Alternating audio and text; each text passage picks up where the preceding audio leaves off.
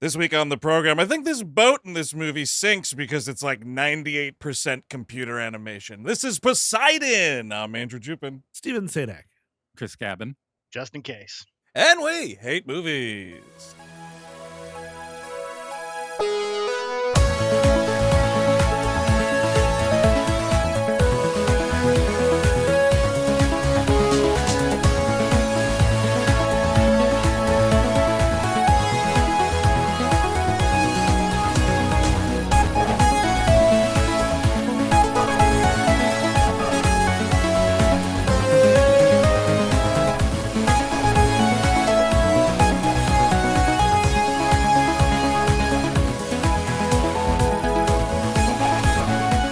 Hello, everyone. Welcome to the fine program, as always. Thank you for tuning in. If you're new to the show, this is a comedy podcast where we take a movie, good, bad, or otherwise, and kind of kick it around for a little bit. And happy to report that Eric Siska lost at sea, unfortunately, but our buddy Justin J.K. is onto the program in the first time in a long time to help us talk about this one. Hey, who could have pushed him? I don't know. Disaster movie expert, Justin J.K. This is a disaster movie, right? This is a disaster. This is a classic it's disaster like a Big contained disaster movie. Mhm. You know, Well, we're out I- at sea. It's I only think- one boat. This not doing so hot is probably the reason we didn't get Inferno, because you Mm. knew they were Mhm. definitely working on a Towering Inferno remake that would be Right. more like the whole thing about this movie that I kind of like is that it's godless. It's just kind of like Oh, people die. All kinds of people die. You don't know who's gonna die. You don't know. I'll kill a kid. I could do that. You want me to do that? I'll do that. I wasn't Like- sure. I wasn't sure the little kid was making it, to be absolutely Yeah, honest. I really did think so for a minute. I was a bit shocked.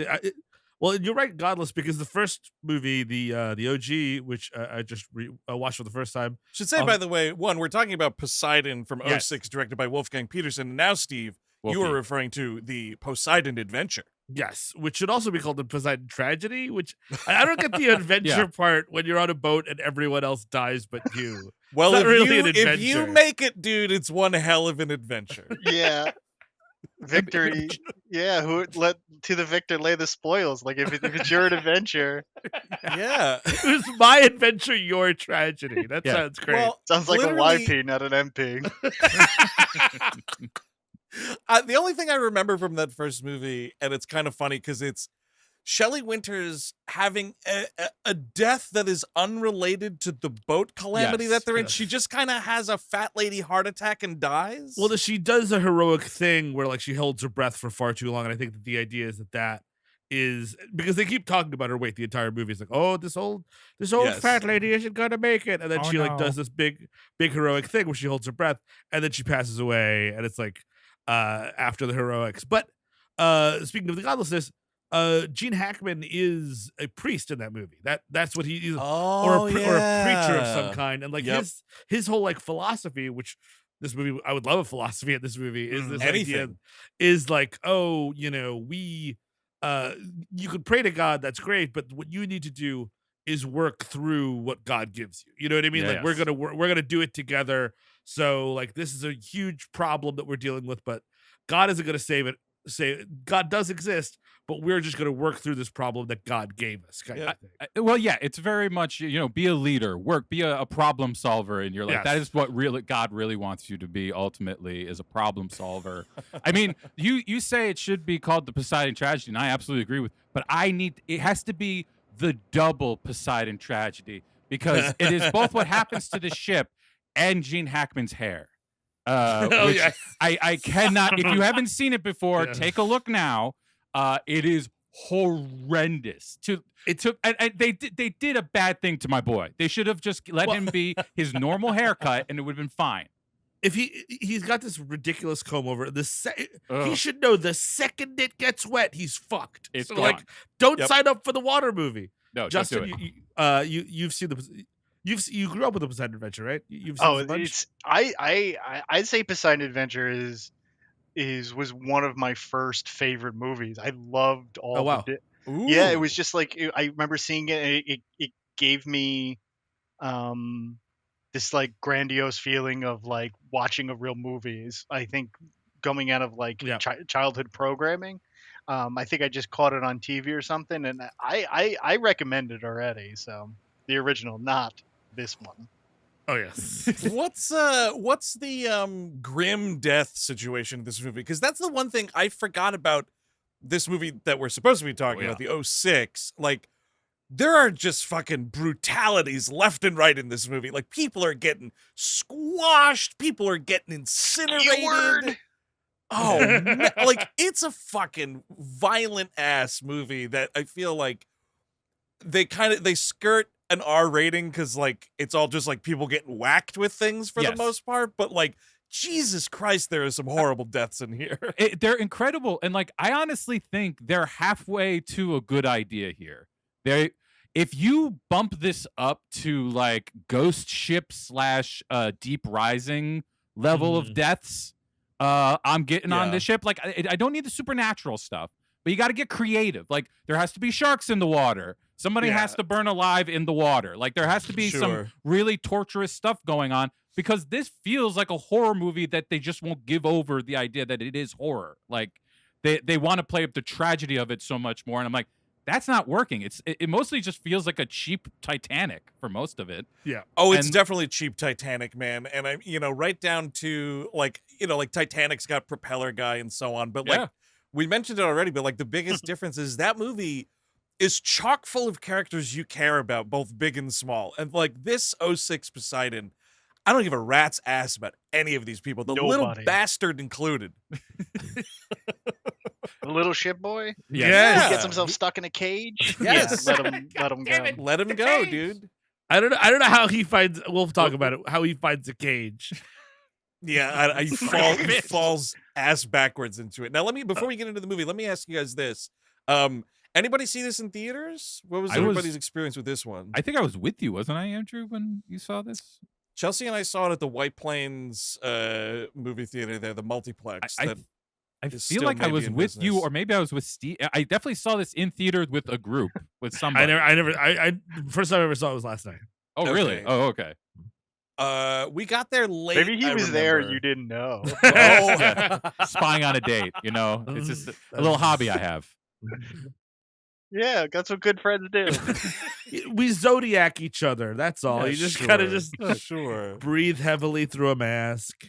We're getting better. We're not taking guns to there anymore. It's just dry runs. That's all we're doing. It was particularly bad because this was before. It was like it was 2006, or the era before assigned seats at the movies.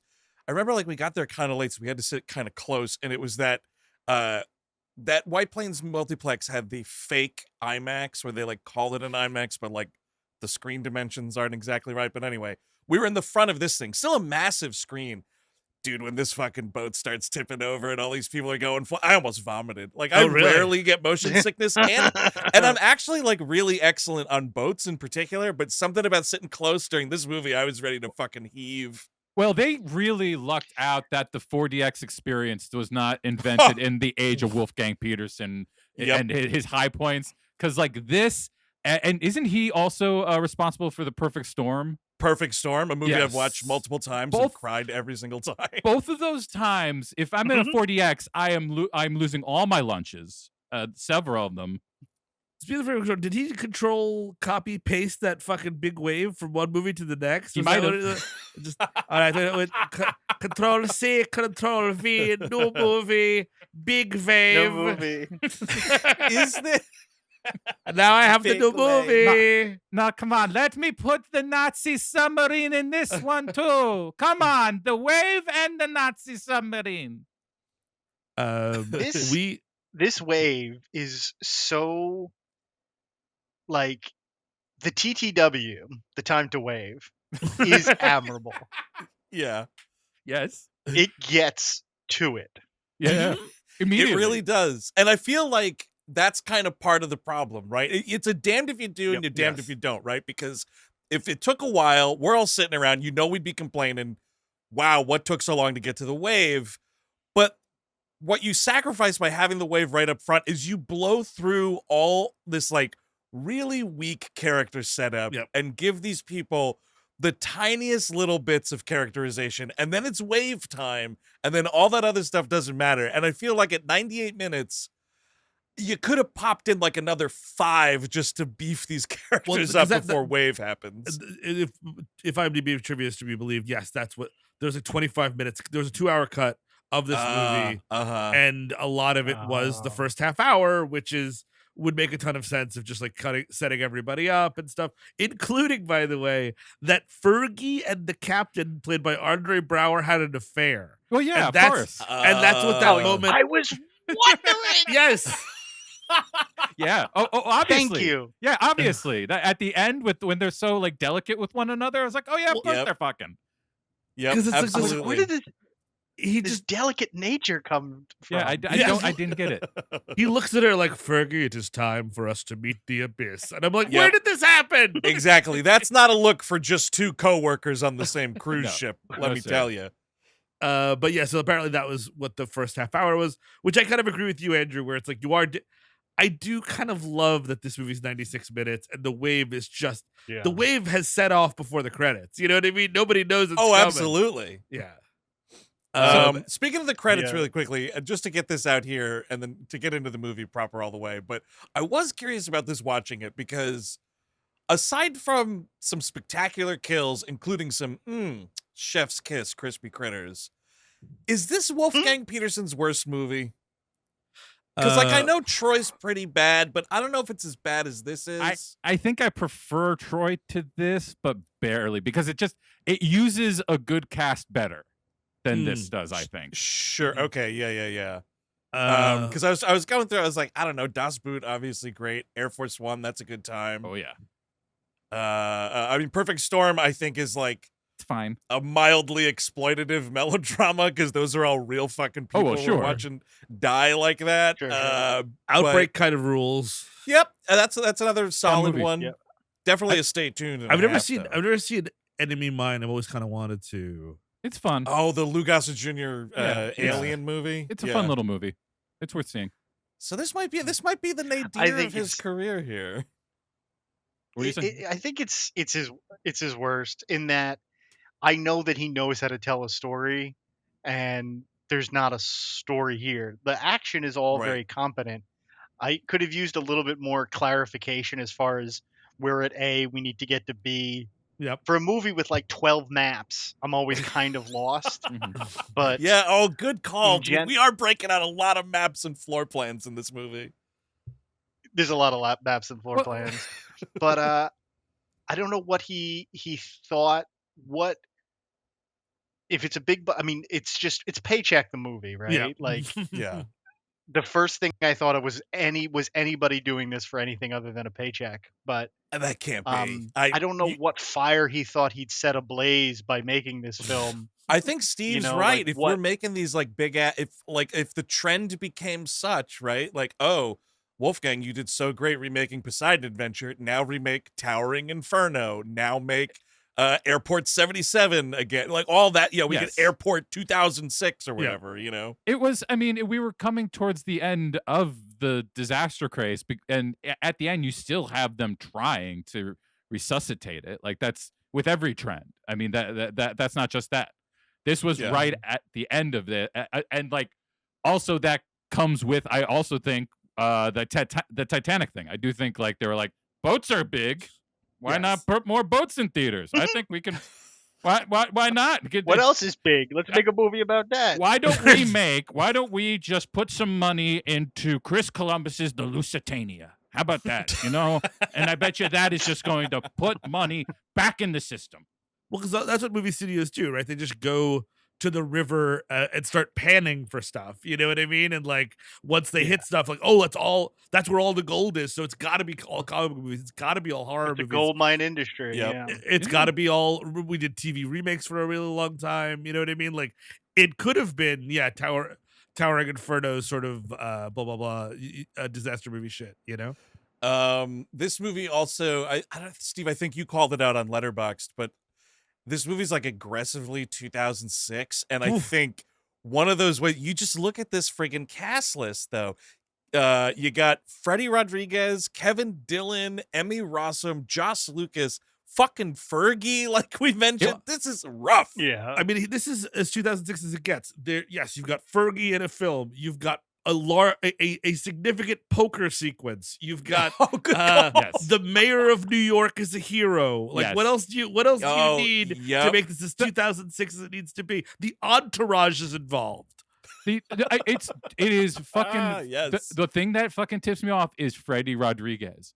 There was literally 1 year where he was allowed to be in movies, and this was it. It was this and Lady in the Water, and that's kind of it, if I remember correctly. I feel like he got a lot of chances, and Emmy Rossum has had more chances than almost anyone in this business. Well, she was on that Shameless TV show for like 15 years. That's pretty good. The thing that she was famous for was being the dead daughter in Mystic River. I mean, like that was her first big thing, and everybody was like, "Oh yeah, so you're the dead daughter." Okay. Oh, that's my daughter in there. I didn't know that was her.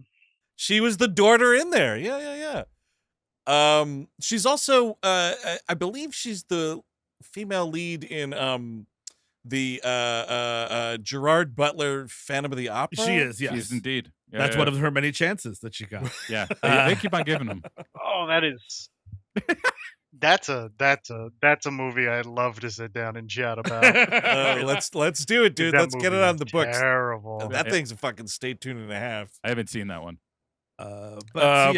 We start with Josh Lucas running, which is a reference to Red Buttons running in the original movie, because we got to have that, I guess. Oh, that's very weird. And this is, by the way, he's running on a computer boat. I mean, we're trying to do this big sweeping kind of single take. Yes. Now the camera's going up the stairs of the ship, and like none of it is a cruise ship. It's all super computer.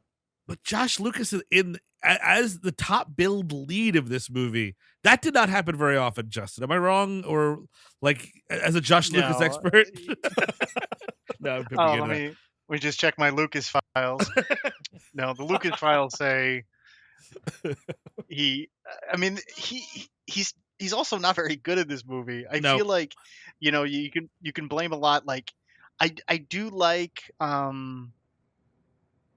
he's the explanation for his character where they say like, what do you do? And he's like, well, some people lose money and they lose it to me. Yeah. I'm just like, but that's a good succinct character demarcation, but not for this movie. And then, because then the movie is like, oh, cool.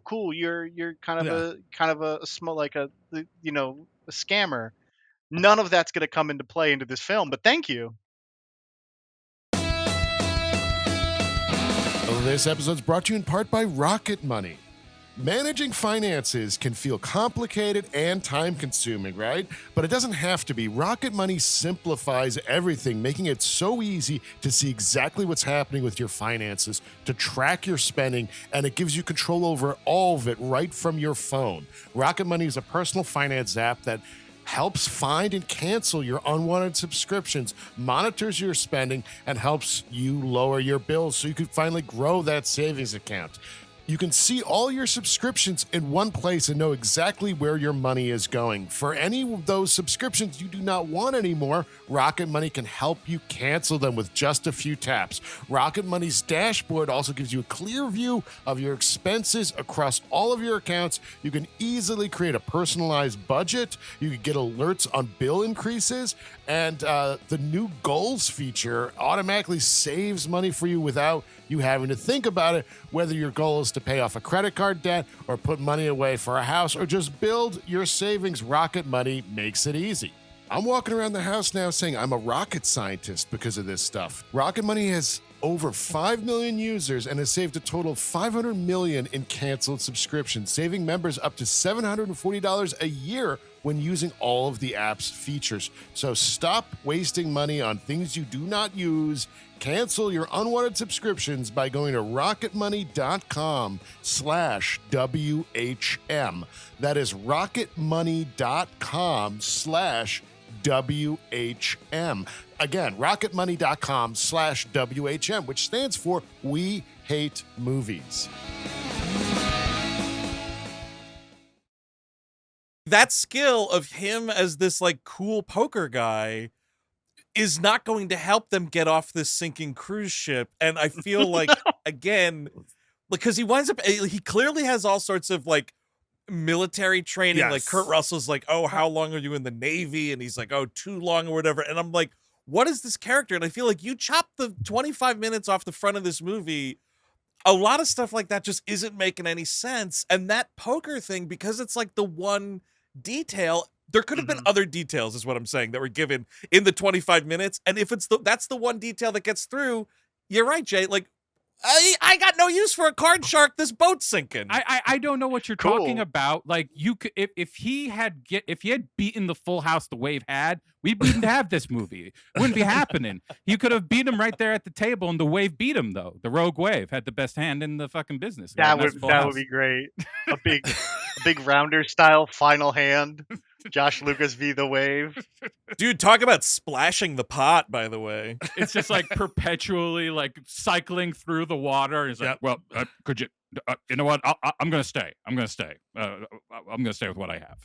Yeah, I mean, because Josh Lucas always had this energy of, like, he was a rogue, was the idea. And, like, that's sort of what this character is. Yeah. But he's not roguish enough where, like, he would have made an okay Gambit if everything broke right in the early aughts. Ooh, you know what I mean? Like, yeah. Not bad idea. He's got that roguish energy to him, but it just never quite worked out for him, except for the Home Depot commercials, which are. Oh man, I bet those pay nice too. Oh, I bet God, that's a a very. Oh, you know what? I think like Barry Pepper, he always needed to get nastier than they were allowing him to. Yes, Like he would play a better dark character, and like once Barry Pepper did that, he popped off. He's been great since he decided like I'm just play villains now. My favorite Josh Lucas is him in American Psycho playing his anti-Semitic friend, where you're like, "Hey, dude, I know we're killing people. Could that guy relax with the anti-Semitism?" And even Christian Bale's like, "Cool it with the anti-Semitism." It's so fucking funny the way that plays out. It's like, and that's what he is. He's a piece of shit. You know what I mean? Like he plays a really good piece of shit on that Kristen Wiig Palm Royale show on Apple. Oh, really?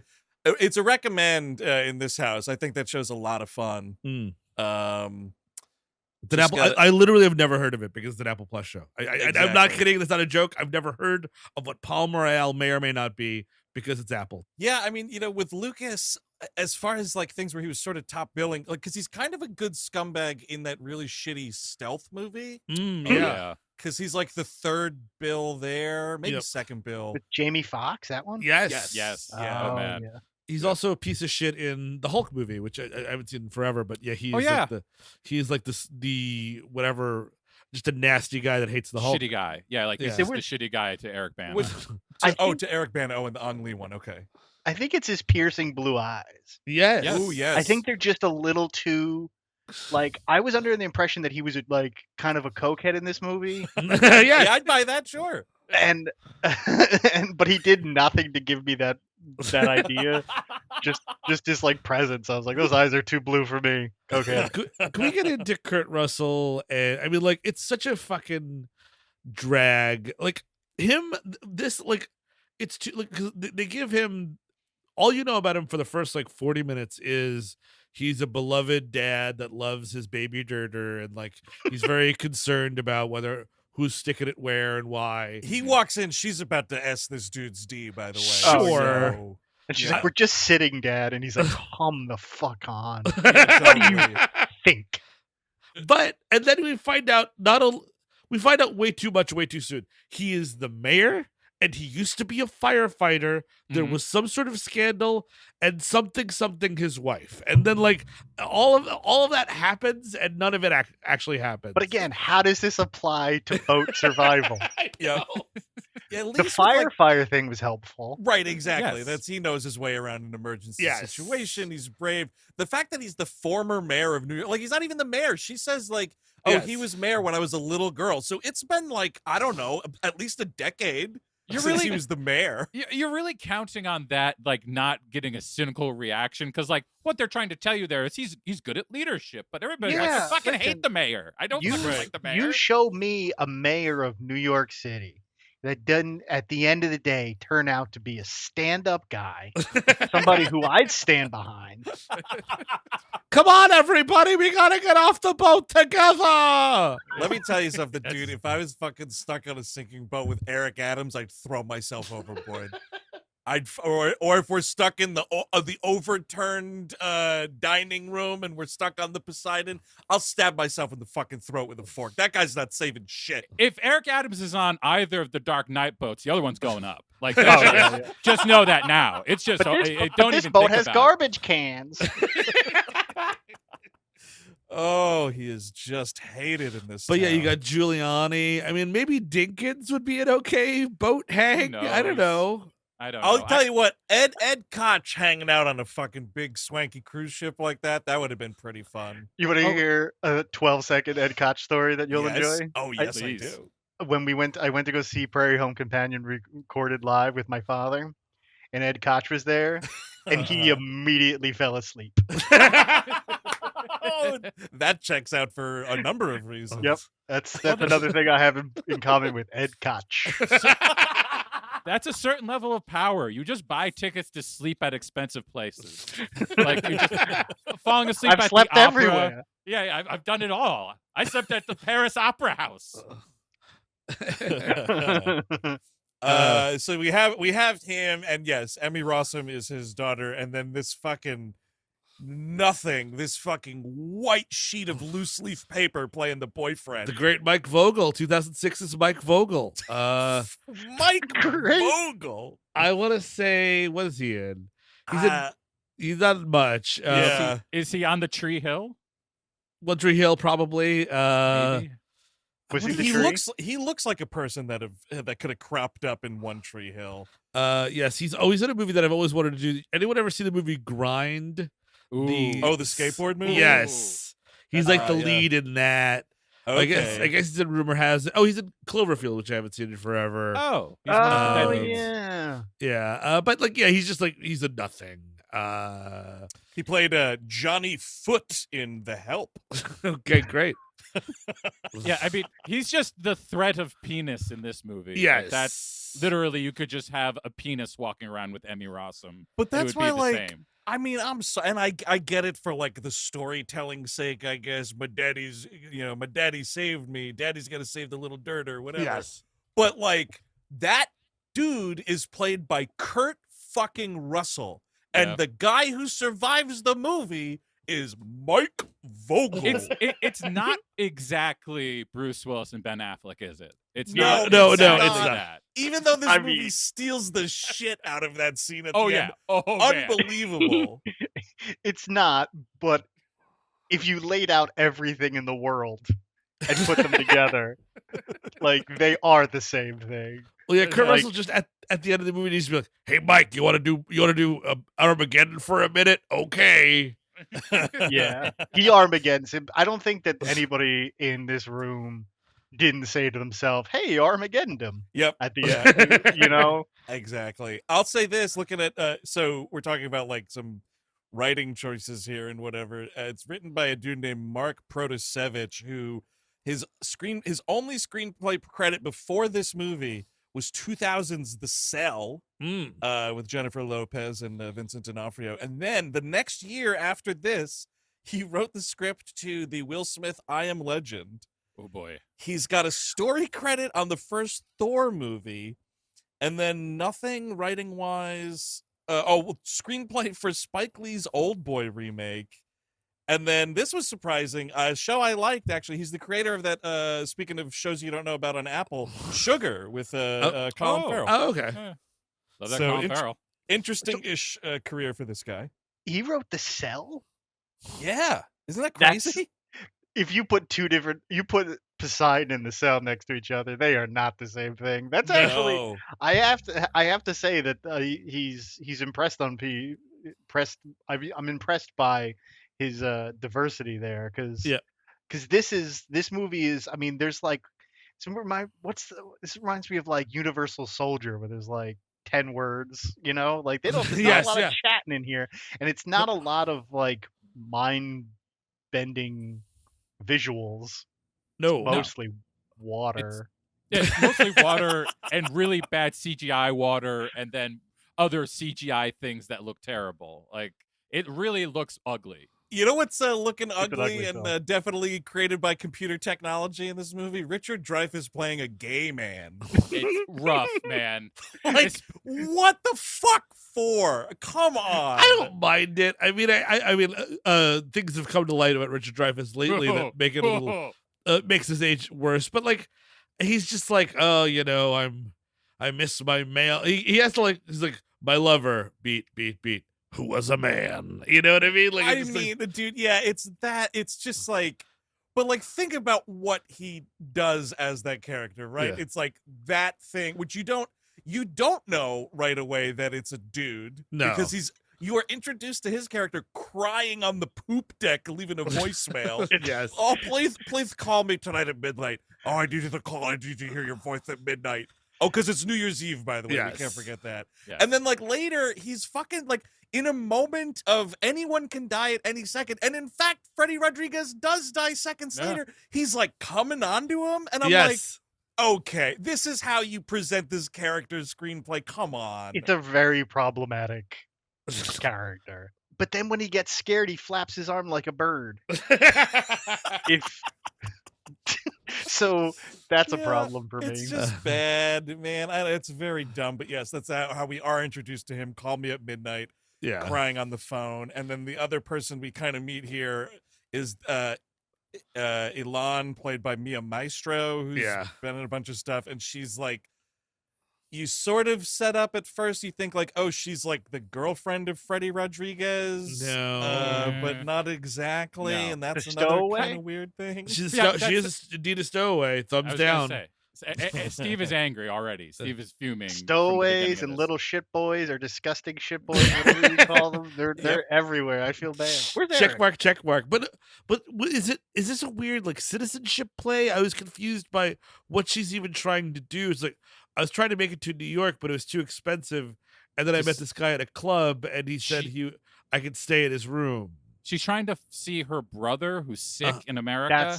I see. In New York specifically, because yeah. also that's a great question, because we come into this movie technically 25 minutes into the script, if we're to believe IMDb. Where the fuck is this boat out of? No, it's a great question. Because we just meet it in the middle of the fucking ocean. Yeah. I have no idea. So you don't know, like, yeah, is it like a Miami to New York thing? Is she like Cuban or something? And like getting out, like, you don't know. The one thing I will say about all these cuts though is that like after watching the Poseidon Adventure, and it's not the worst thing I've ever seen, but it is bloated as shit. Yeah. It is so long for things to happen in that movie. And like this is the other this is the B movie version where it's like take off all the fat. I just want the deaths and the natural disaster stuff and like the adventure stuff. Everything else goes. Everything else has to fucking be pushed off the side. Everything else goes. It's got to. I cannot deal with it. You want me to connect with the characters? Fuck that. No. You want to know where the boat is coming from or going to? No. Fuck that. Nobody needs to know that. It's gonna go over anyway. Then we also have what's Jacinda Barrett playing? Is it Mia? Do I have that? And her son, the disgusting shit boy, who Connor, an all-timer disgusting shit boy. He played Jim Kirk as a disgusting shit boy in the Star Trek movie. What's your name, boy? James Tiberius Kirk. Fucking turd listening to the Beastie Boys in that movie. He's also an orphan as a disgusting shit boy there. I mean, a really killer run for this kid. In the film Orphan. What does he play? He plays the brother of the family they come in. Oh, sure. And he's like, I don't like you. You're disgusting. You know what? I gotta give credit because like he does seem to play people you're supposed to be annoyed with, and like he knows his strength at least. I gotta give him something for that. Jacinda Barrett, I'm realizing I haven't seen her in much because I didn't see Ladder 49, The Last Kiss, or The Human Stain. The other three movies, including this one, that are on her known for on IMDb. The Last Kiss was, I think, her like the one she was trying to be serious with, and like, boy howdy, if you watch that movie. Because that was Zach Braff's follow-up to Garden State, right? Oh, was it ever? She was on that. I did see that movie. Oh, really? Oh, icky, no. icky. Really bad. Really fucking bad. She was apparently a big enough role on the Kyle Chandler Bloodline show on Netflix that some people will tell you it was okay. Oh yeah, I forgot. Yeah, that's not a bad show. Can I get something from the IMDb trivia about Jacinda Barrett and Emmy Rossum specifically? Oh yes, in a please. in a new feature I'd like to start on this new season 15. By the way, Uh-huh. it's so great to have Justin J. Case, our good friend, be our first guest of season 15. Hell yeah. As we start our new feature, Shoe Watch. Oh yes, I know where you're going with this. Emmy Oh, boy. Rossum and from IMDb. I'm going to read this exactly. Trivia. It's under the spoiler category too, by the way. Well, some people are very particular about their spoilers. I don't want to Yeah. know until it happens. Look, if it's a Reebok, don't tell me. Emmy Rossum and Jacinda Barrett's shoes stay on through most of the film, including swimming underwater. But they both lose them at the end when they jump into the sea and subsequently climb barefooted into the raft. I.e., if you're out there, if you're looking for it, if you're looking for the barefoot, you just got to hit the fast forward, man. Just hold on to it. Absolutely. And that is, you know what? For a lot of people, you're right. That is a spoiler. It would have been oh man, I went to watch Poseidon. I already found out when the toes come out. You want to be surprised by the Tootsies. The Tootsies should shock you, really. No, in a world of Google alerts, nothing is a surprise anymore. Tootsies. Google alert for Tootsies. Yes, Tootsie Alert. I love Tootsie this. alert. You know what I'm pretty thankful was not deleted from the beginning of this movie. Was Andre Brauer going, the incomparable Gloria. Yes. Dude, the way he introduces Fergie, like as the entertainment after he gives a big, nice, like New Year's Eve speech or whatever. And boy, oh boy, it just like talk about hitting the fast forward button. She comes out singing, "No, thank you." It's tough. I mean, yeah, we met almost everybody. We just met, didn't we just meet Lucky Larry? Oh fuck. Well, because we go after Gloria starts performing. It's kind of a nice shot up to this like high roller table, and here's like Josh Lucas, Kevin Dillon, and Kurt Russell are playing poker together. This is where we learn that Russell is the ex-mayor of New York City. It's also when we learned that it's 2006. Oh, it's poker. Got it. Okay. Yeah, exactly right. Oh, Kevin Dillon's here? Oh, of course. Then it must be 2006. or it's the Reagan movie that just came out, I guess. Oh, is he in it? Yeah, he's Jack Warner in it. Oh God. What? Jack Warner? He's got this like ridiculous bald cap on. It's amazing. Oh, good God. It I'm seeing a is. lot of shit floating around that's one of the worst movies of the year. You have no idea. It is amazingly bad. It is Really? Who plays Reagan in this movie? Dennis Quaid, who is like the problem with that is like you don't know how much of it is just that Dennis Quaid is like sucks now and isn't good at acting, and how much is it supposed to be the Reagan impression. Like it's just like you're constantly like, is that just him failing at acting, period, or is he trying to be Reagan?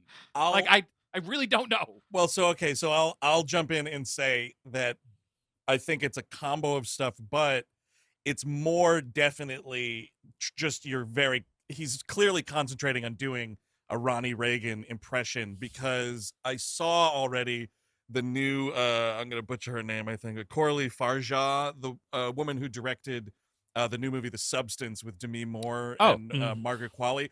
Quaid is in that playing like the head of the television station that Demi works for, and like it's a great performance, but he is playing like a fucking irredeemable, reprehensible piece of shit man, and like Sure. I think that's why it works, but like he's at least good at doing, like I definitely think he's really great in the movie, but he's playing a scuzzball. It was a disaster to let him be the young Reagan too, because he no He plays a young yeah, like his not like when he was like a lifeguard, but like when he's like an Making actor. movies. He's always Dennis Quaid, and like that the way he talks, it like folds in on itself. Like when he's younger, like, well, that's the old voice. What? Like, that you're just sucks. like, it's just so bad. I can't even explain it to you. Okay. Best movie idea I've ever had in my entire life. Here it comes. Okay, let's do it. Philip Baker Hall. Sure. Yep. Okay. Plays not a celebrity, but just kind of like like he just plays like a character throughout their entire life. Yeah. So you get Philip Baker Hall in sort of a Billy Madison. Yeah, okay. I like where you go with this. Sorry. No, this It is would good. be okay. So then he's in college and he has to he has to pledge. Radical dude. Oh God, I love him. Somebody hand me that beer bong. Yeah, so like he's an old man, but he's Yes. playing like a 20-year-old. Yes, exactly. Throughout the entire life, and then it only becomes believable once the character turns like 65, and then it's an amazing movie. Oh, dude, the And it curious turns case of out- Benjamin Fussin. Yeah. Oh God, that man is amazing. He's a fantastic man. Yeah, question about Reagan, and then we'll stop talking about a movie Sure. the rest of us haven't seen. But when he's doing young Reagan, did this production have enough money for de-aging technology, or is it just old ass Dennis Quaid? It's old ass Dennis Quaid the whole time, but I will say they'd go to pains to try to avoid doing that stuff. I mean, like, it might be partial. Like, he just looks like shit the whole time. So I'm just like, I don't know. Like, but like, they do go to the point of John Voight, who is like the narrator of who's doing this insane Russian impression. Oh, Jesus. And is narrating the whole movie as a communist defector. What? That's how the movie's structured? Yes. Oh, I gotta see this. And- train Yeah, wreck. this thing is riding right off the top now. He's playing himself as a younger man, and like he gives himself fake eyebrows and like the shittiest wig you've ever seen. It is Love it. disgusting to look at. It's Love it. Love from top it. to bottom, one of the ugliest things I've ever seen. Oh, They I should've- can't wait. They should have shot him like Marlon Brando in Apocalypse Now, just always Yes. draped in darkness. Gauze everywhere. Oh, that's amazing. Yeah, so we're this playing- high roller table. Yeah, we're playing poker, and Josh Lucas is about to win, and Emmy Rossum comes just like, hey, comes up to her father. We find out that the kids have a secret, by the way, earlier on. Like, oh, they have a Right. secret. Yeah. So when are you And- going to tell your father, etc.? Yes. Dot, dot, dot. And in And- script writing in these terrible movies, that's just one of two things: either she's knocked up, or they're Yes. just getting married. That's it. If they're not married, she's knocked up. If yeah, that's pretty Yep. much it. And but he's like in front of everyone too. He's like, Yep. honey, do you really have to have the tits out? You know, those tits. Oh. So just you want to button them tits? Can you button them tits, sweet baby girl? Like, It's not appropriate. It's I not don't like- know. This I is a don't think I'm whisper calling them the conversation. twins. This is a. Can I talk to you in the other room? And then have this conversation if you have to have it, which you don't. It's too late. That's what she's wearing. It's too late. And this isn't like a comment on anybody's body or anything, but it's not like it's Pam Anderson. Like it's a normal dress. Like She's wearing a what are you normal talking dress. about? I don't get I it. think that's important to note that she's wearing a normal. it's just a dress. normal dress, and there's a little bit of cleave, and he's like, put him away. That top button, you better. Come on, honey, do that top button there. And like, what are she you, does the top, Mennonite? yeah, she does the top button. She looks terrible. Yes. There's even a fun, not I wouldn't say fun, but like there's a moment for what do they call it? Character in this film where he's Sure. like, "Isn't it cold in here? Here, take my jacket," right? And he's like, you can physicalize that conversation Yes. to which would double as some sort of like, because I don't believe that but there's no love in this film. There's like nobody No. like I've never seen, with going back to Dreyfuss for a second, like I've never seen a movie where somebody wants to die from the second you introduce him. Yeah. I don't think I can recognize. It's giving me like Leaving Las Vegas vibes. And it's not like the I ending. want that movie. It's not like the ending of the movie brings it like, spoiler alert, he survives this, and it's not like at the end of it, it's all like, and I've learned to live again, and Yes. and- No. and- Exactly. No. There's no like big revelation or anything. He just survived it. That's it. Mhm. Can I tell you guys, I had, and whatever, it's jumping to the last scene of the movie, but who cares? There's barely enough movie here to go around. But I had I don't know where I got this fucking Mandela effect false memory from, but I remembered the end of this movie being, they're all like in that life vest or the life raft or whatever, and like the choppers are overhead, like they're going to be rescued or whatever. and somehow, some way, Richard Dreyfuss's cell phone rings, and like that dude calls him with like I'm sorry, I'm late to the call. What's going on? And it's like, oh, you had no idea what I've been up to. And when it didn't happen, I was like, yeah, it's better for it. Yeah, it's a little better for it, I think. Things have just been a little bit upside down recently. Yes.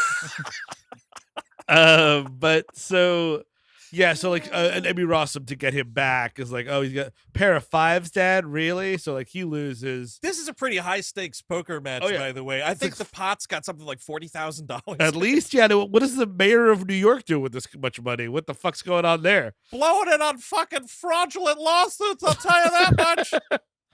Buy my coffee. Oh yes, dude, the coffee company filed for bankruptcy. No, I read that yesterday.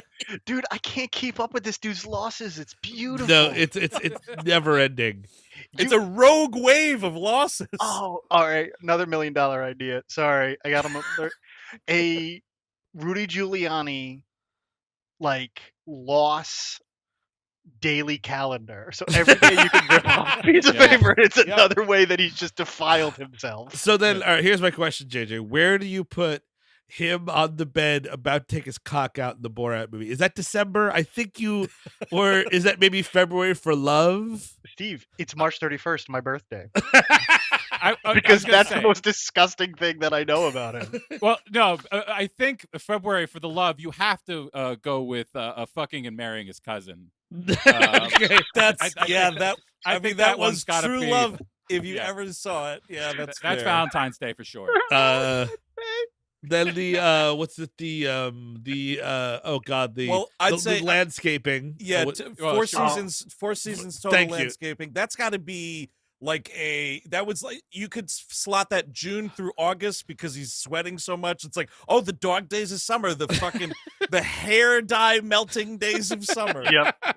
No, yeah. I mean, I won't be happy until I get like X-Files, the episode Home movie about the Giuliani family. That is about what I need for to really sink in with what's been going on there.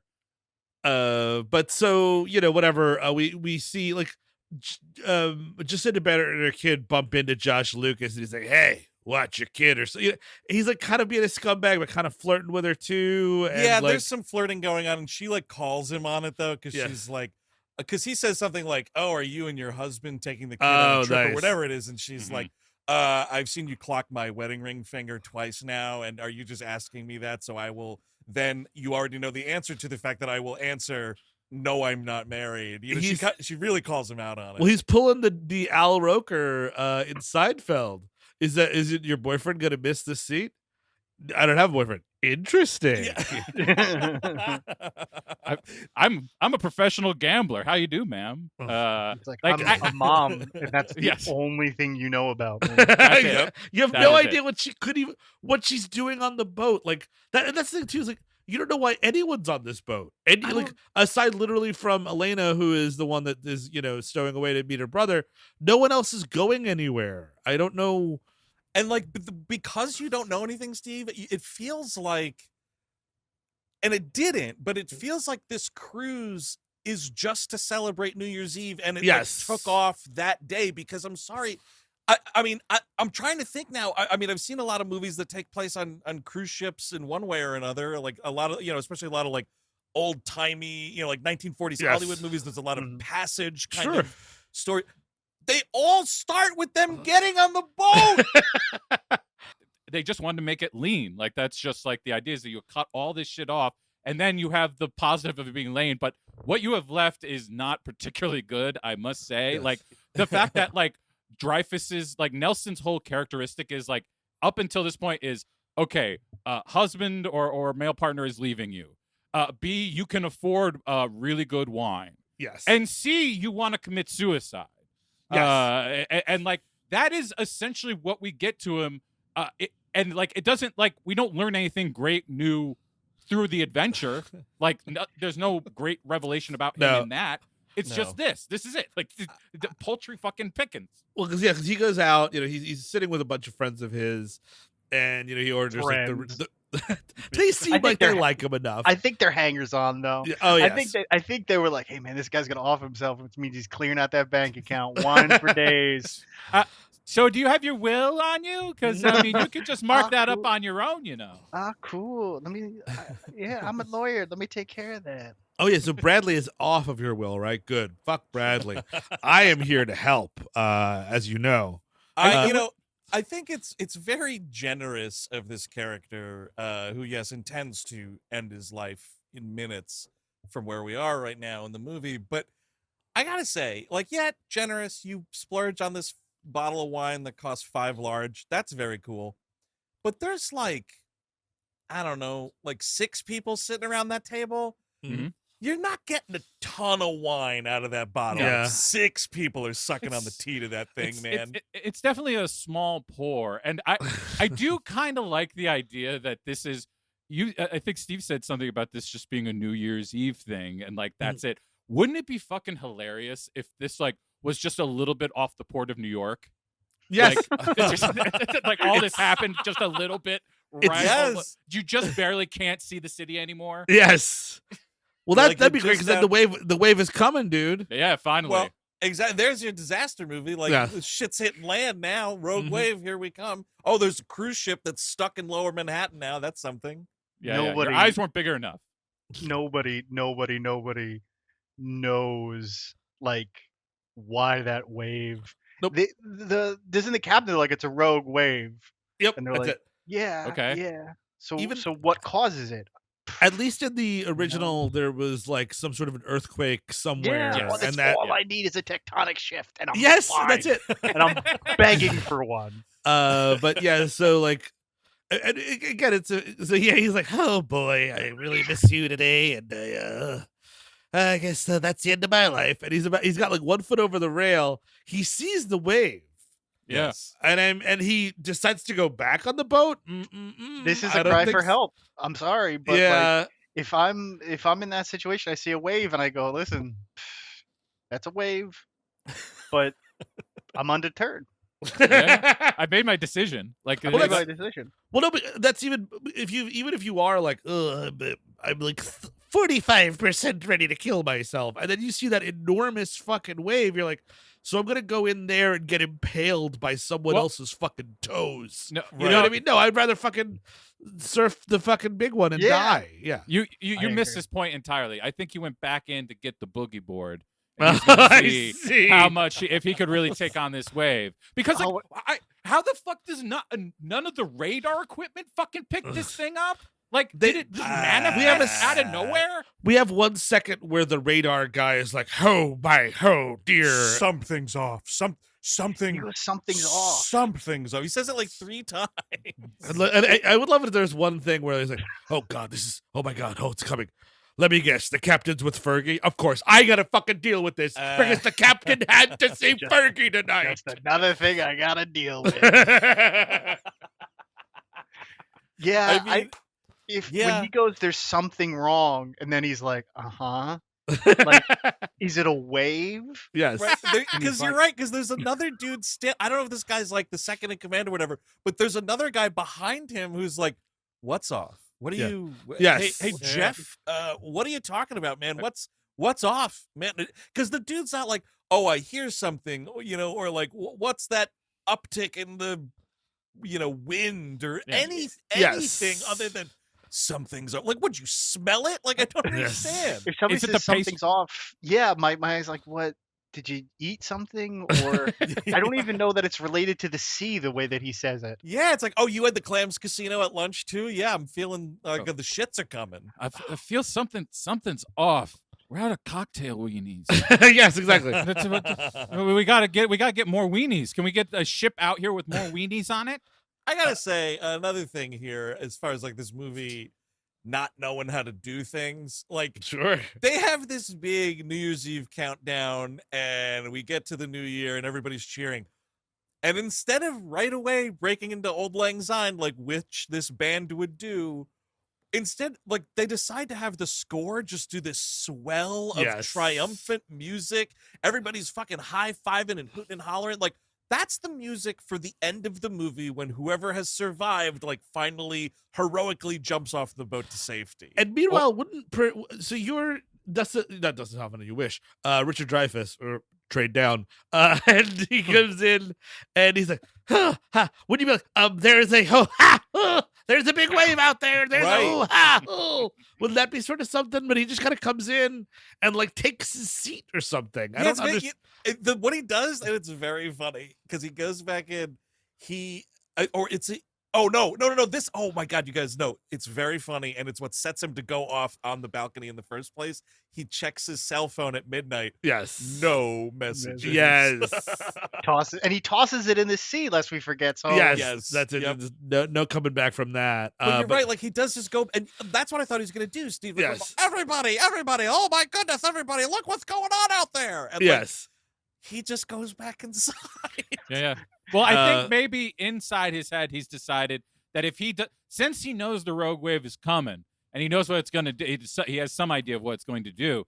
He technically can like take these souls to the afterlife. They're his because he's since he's not telling anybody. So he might be a perpetrator in that. So he might have some of these souls to be his slaves in the afterlife. Or that maybe he's a believer in the fact that like you're not granted entry into heaven if you commit suicide.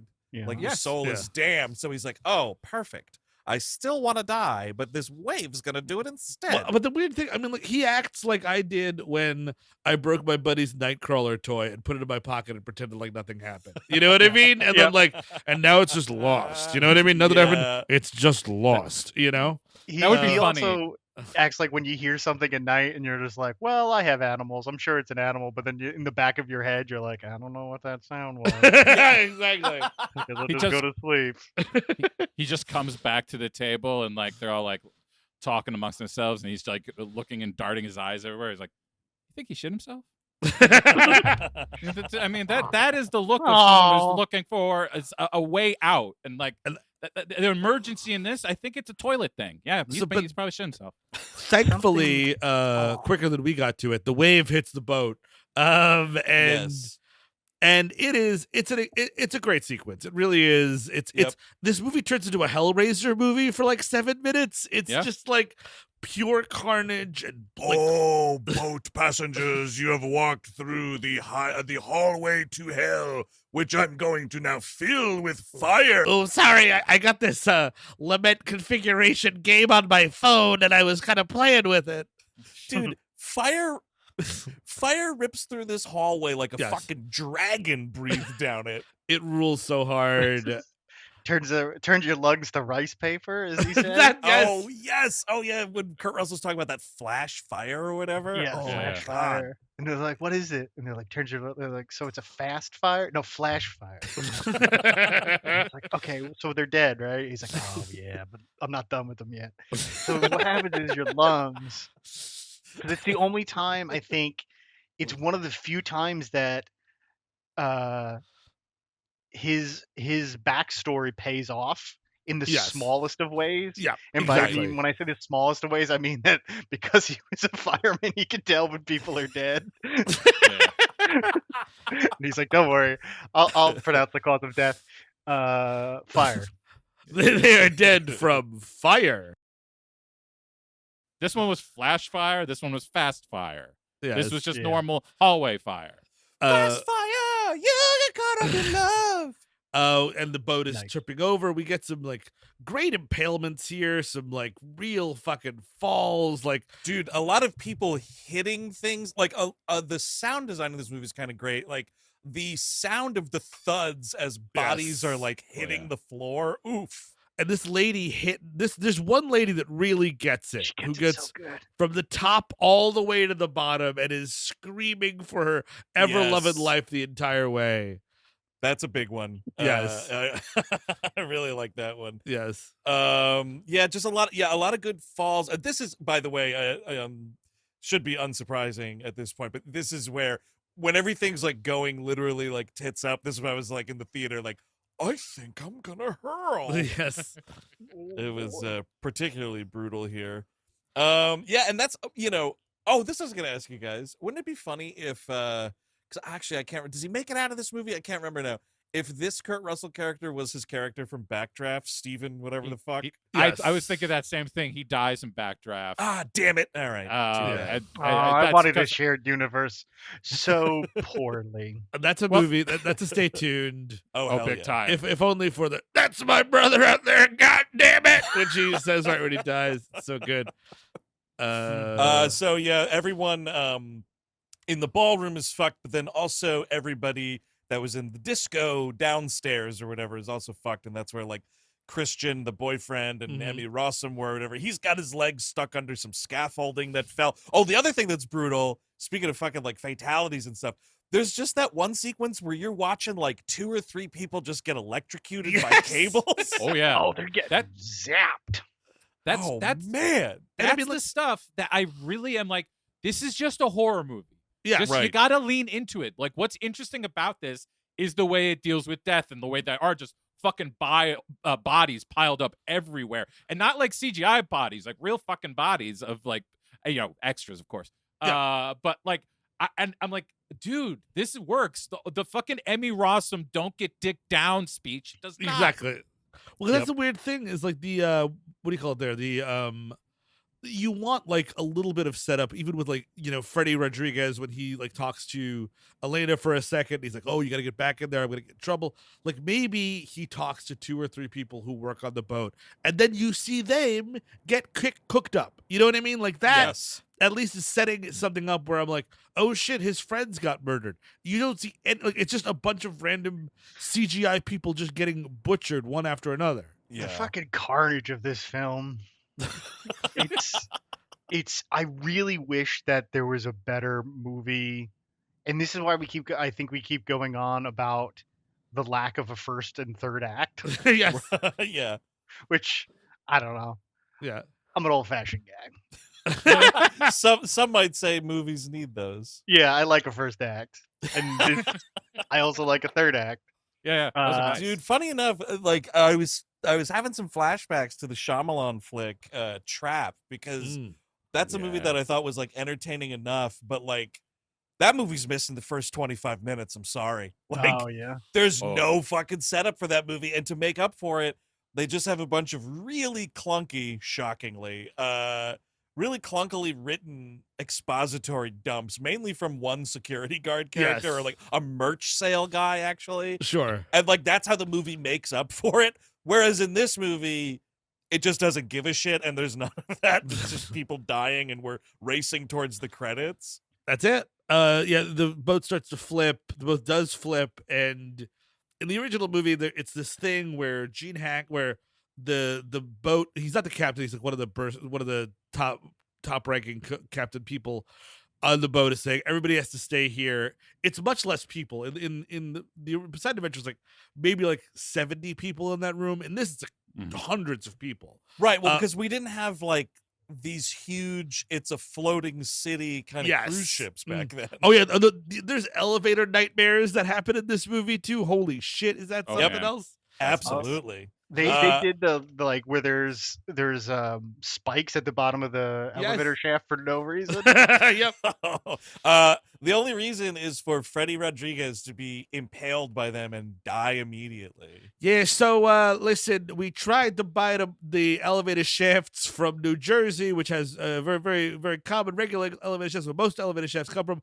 We got these elevator shafts from Outworld, basically at the bottom that you can have acid or you can have a bunch of spikes. Either way, we have 2 different types. But here's the thing: if they fall, you're gonna get impaled. So you can weigh that against your conscience. You can weigh that against your budget. Whatever you want to do. I'm just saying. No, there's no reason why you should be in the shaft itself. That's not how they're designed. You're supposed to stay in the car. And I do understand that usually it's wire that's hanging these things up. That's very high density wires. But we just think that twine works better. We just think it's a better look overall and just a lot of twine. My father made elevator shafts, and you know what they used to use? You should snake skin. So maybe you should be shaking your lucky stars. Oh man, snakeskin elevator coils. No, I'll take the stairs, thank you. We can make this thing out of wood if you like. That's how we used to do it. It was just a couple of some nails and some wood, like our fathers did. don't talk to me about anything other than this is what Goro wanted, okay? Goro wanted the elevator shafts to have spikes at the bottom of them. Again, they are from Outworld, not from New Jersey. If they're from New Jersey, that's a different story. Look, pal, you got a problem with these acid pools at the bottom of the elevator shaft. Take it up with the boss, all right? Yeah, the one with the 4 arms. Yeah. You got a problem with the buttons? What happened? You didn't bite your finger like it's supposed to? Oh no, we're not hiring people to manual these. We got a Cyrex or two to they'll be taking care of riding the people up and down. Andre Brauer makes a big speech about that rogue wave and does the one thing you definitely don't want to do, which is pretty much guarantee that everyone's getting off that boat safely. Yes, well, because that's the difference in the beginning. In the original, it's really it's 60 people who all could survive if they follow Gene Hackman's logic, and Gene Hackman gives impassioned speeches for them to go, and they don't go. This is Josh Lucas yeah, I'm gonna get out of here. Anybody want? Don't let anyone know. Don't let anyone know. We're getting out of here. It's a joke that fucking Freddy Rodríguez is just called the map until he right before he dies, he fucking gets a name. Thank God. Dude, they're calling this guy the map. I'm like, yeah, you're gonna die soon, and horribly by the looks of that nickname. Little kid, disgusting shit boy on the ceiling. By the way, first things first, shit boy on the ceiling, having himself a party. Playing his PS Vista. Yeah, he is stuck on the bolted down table, upside down. It's a bolted down piano, my friend. Oh, yeah, and it's pretty hilarious. Sick shit. Just it's worth it. I paused it just because it really tickled me. But he's just up there what in the fuck? I was gonna say, what a feeling shitting on the ceiling. Yeah, no kidding. Yeah, so basically this is I do like and again, firefighter skills coming in handy here. Kurt Russell's all right, everybody get this big piece of cloth here. Yeah, that'll do. And they just have him jump down, they catch him. It's kind of neat or whatever. And it's yes, and by the way, may I remind you all, I used to be a firefighter. On with the movie. Yes. Do you have any axes in here? Because I could really show you something with an axe. I could really get to work. Yeah, why doesn't he get an axe at some point? And meanwhile, his dog, he realizes Kurt Russell's precious baby Dirter is trapped in the club. And it takes, most of this movie is getting this stanchion off of Mike Vogel's leg. That is 71%. Man. You want you want a first act or a third act, JJ? Wrong. We need to get this fucking metal beam off of Mike Vogel's leg, and it's going to take the whole movie to do it. I'm going to try various different physics principles that all fail. And also he slides under that thing. This may or may not bother everybody, but he slides underneath it and then he's stuck. Yes. Yeah. Mm-hmm. Yep. This is where we are privy to Kevin Dillon, this annoying character, and I get it's supposed to be. Yeah, sure. But he's because Elena and Emmy Rossum's character are yelling at this kid about getting his legs out or whatever. Yeah. And Kevin Dillon comes up and he's oh, wow, look at this. 2 women squawking at you, nowhere to go. Yeah. And it's then he starts giving them shit. He's hey, any of you ladies ever change a flat tire? Sometimes you don't want to pull. Sometimes you got to give it a good push. And also, by the way, what's the deal with all these dead bodies all around us? Lucky Larry is just in his own movie, man. Yep. He really is, dude. It is fucking imported from film reels elsewhere. I don't understand this. Amy Rossum, you don't want to die a virgin, do you? Yeah, I'm 49. Yeah, neither do I. He is. It's like Roger Rabbit. He's Cabby practically.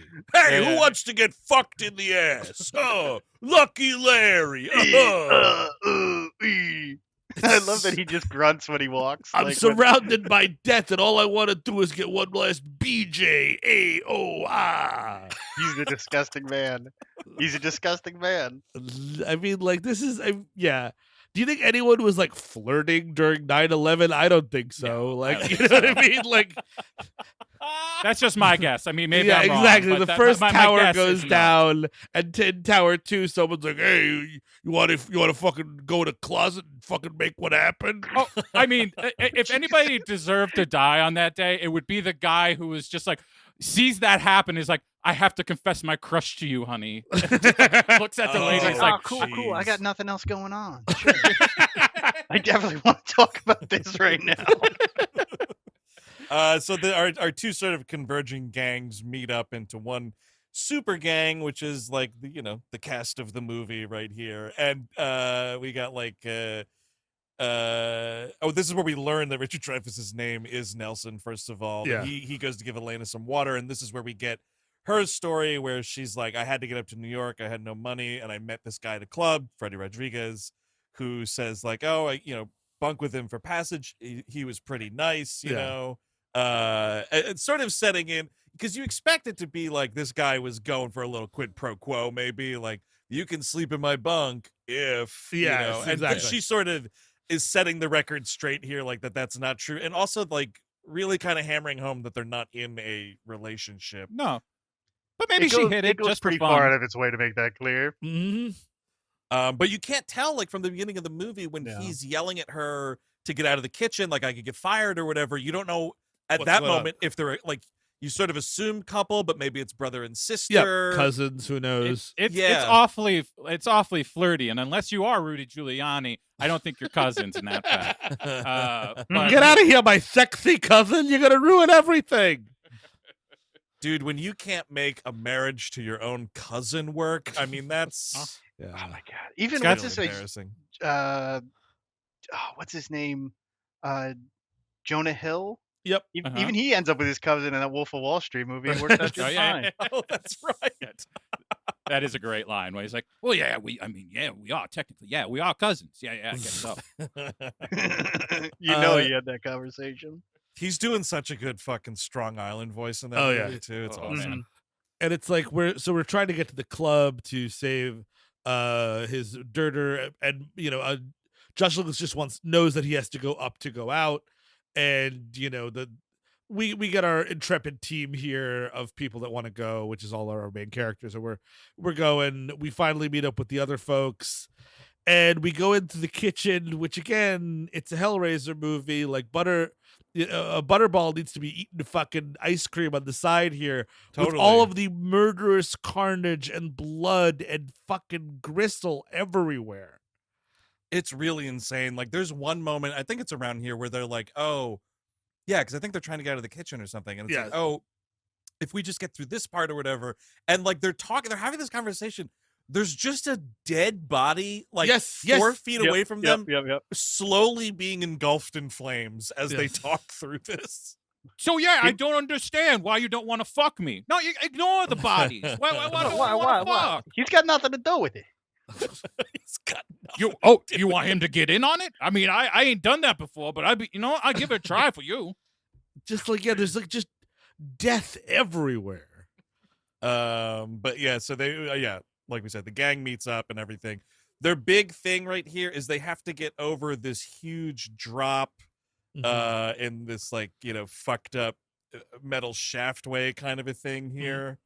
And this is, it's not the elevator portion, right? This is like they're just trying to cross, because this is where Kevin Dillon eats it around here. Am I getting that's well after when Freddy Rodríguez dies. Yes. Oh, okay, gotcha. Rodríguez does when they use the table to get across something. The elevator shaft. The elevator shaft. The lucky Luciano there bites it when they're just like, and they're like, they walk up and they're like, wow, somebody must have built this just for us to not be able to get across. Right. Well, that's really quickly. I do want to talk about Freddy Rodríguez's death because it's amazing. Yes. It's like they set up a table to go across the elevator shaft, and they have to walk across it. And then like Richard Dreyfuss of all people is like, you've got fucking strapping Josh Lucas and strapping Kurt Russell, and they're like, hey, Richard Dreyfuss, why don't you boost everyone? Well, and do they know he wants to commit suicide? This guy's 60 years old and 3 feet tall. Steve, can either of those two men flirt with him? That's true. If they can't, then you've answered your question. You need to flirt before you die too. That has to happen. He's boosted Dreyfuss boosts everybody up to the next level of the elevator, and then finally it's Freddy Rodríguez's turn. And Freddy Rodríguez rightfully is like, oh, this is an old man. He should definitely go before me. Yep. So he gives him the boost, and he gets up. And now, like, the elevator, the table falls, and Freddy Rodríguez is holding on to Richard Dreyfuss's legs. Oh, yeah. And there's water coming up, and we're all gonna die if we can't get this elevator closed. And Josh Lucas is like, you gotta do it. You gotta shake him free. And like Freddy Rodríguez, like, pardon me. And he's like, I'm sorry. It's so wild. Yes, because the elevator is going to fall on them. Yes, that's what it is. Yes. And so it, like, basically, like, Josh Lucas is like, look, Richard Dreyfuss, either you kick this dude off and we can pull you up, or you're both gonna get killed. And yeah, he's just like, I'm sorry for doing this. I'm also sorry for what I hit on you a second ago. Was inappropriate at the moment. I apologize. I would have loved to buy you dinner and take you out for ice cream and some wine, but you must die now.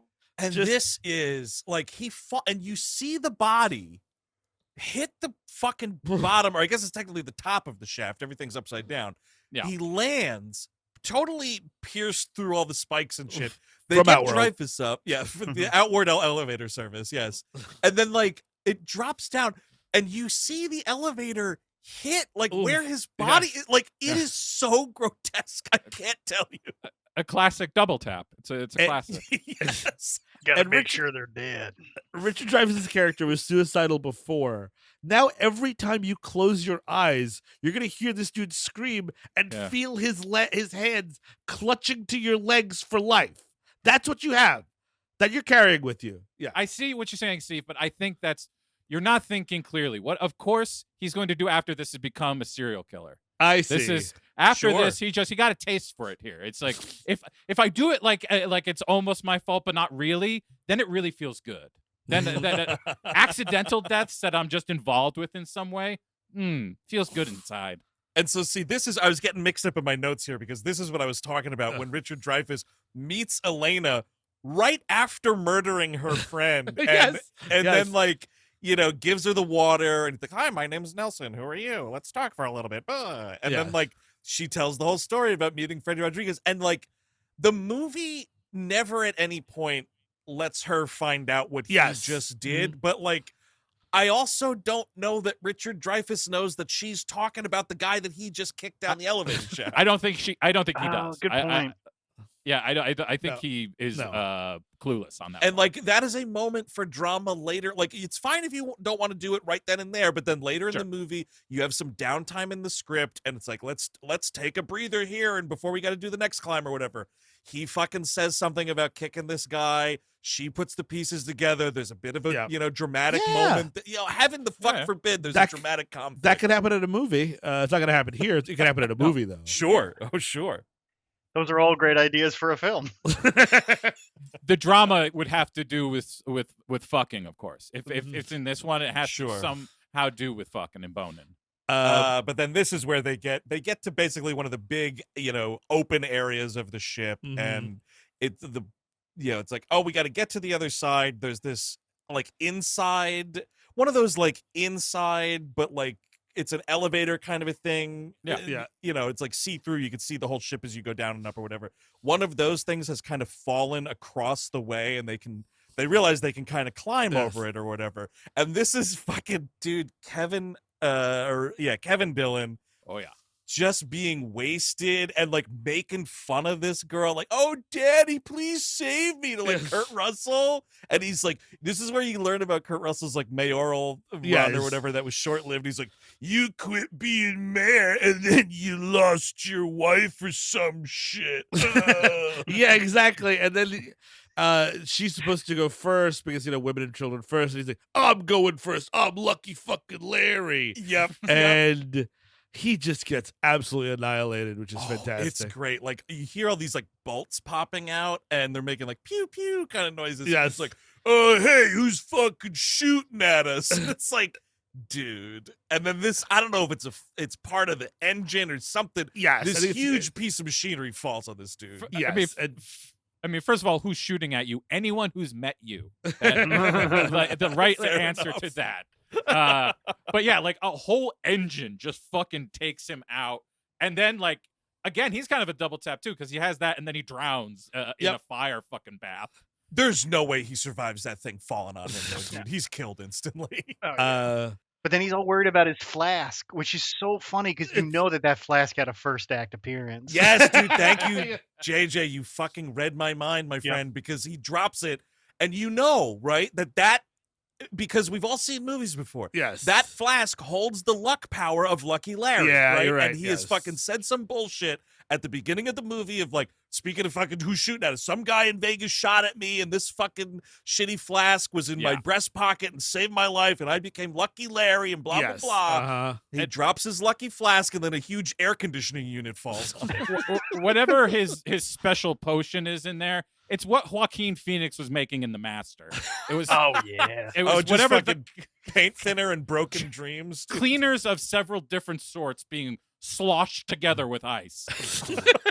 Well, you want that on the rocks, you know. Yeah, of course.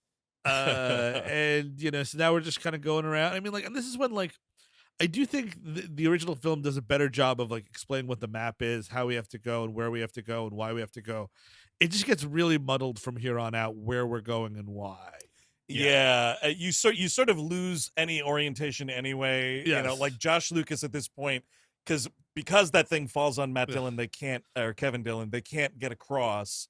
So Josh Lucas is like, watch this, firefighter mayor, and he takes the fire hose and does like a perfect swan dive into this like flaming up good bit of water that's down there and swims and crawls up and basically creates a zip line out of this fire hose. Have any of you seen True Lies? Huh? And Anybody like that picture? They give him such a moment of that son of a bitch, he did it. Yes, like the music and everything, and I'm just like, this is you. Somebody, apologies, I can't remember. I think it was you, Andrew. That the overture of this film is used so like in points where you don't expect, and he's like, son of a bitch, he did it. And in a movie, in a coherent movie, you have those small victory moments, but you don't flourish. But this is just like it's almost the exact same music as they play at the end when they're actually right, because he comes up and he sets the whole thing up and you see like Kurt Russell realizes like what he's doing and he yells out to Kurt Russell and he goes, are you still looking for a way to cross? And like that's the end of a movie. Yes, right, exactly. that's the thing. You did the thing and the music's swelling and you have a cool line right there and 45 minutes left. And you know what, he would have never learned to do all that if he wasn't a gambler. Gambling, exactly. Him that's all what gambling does.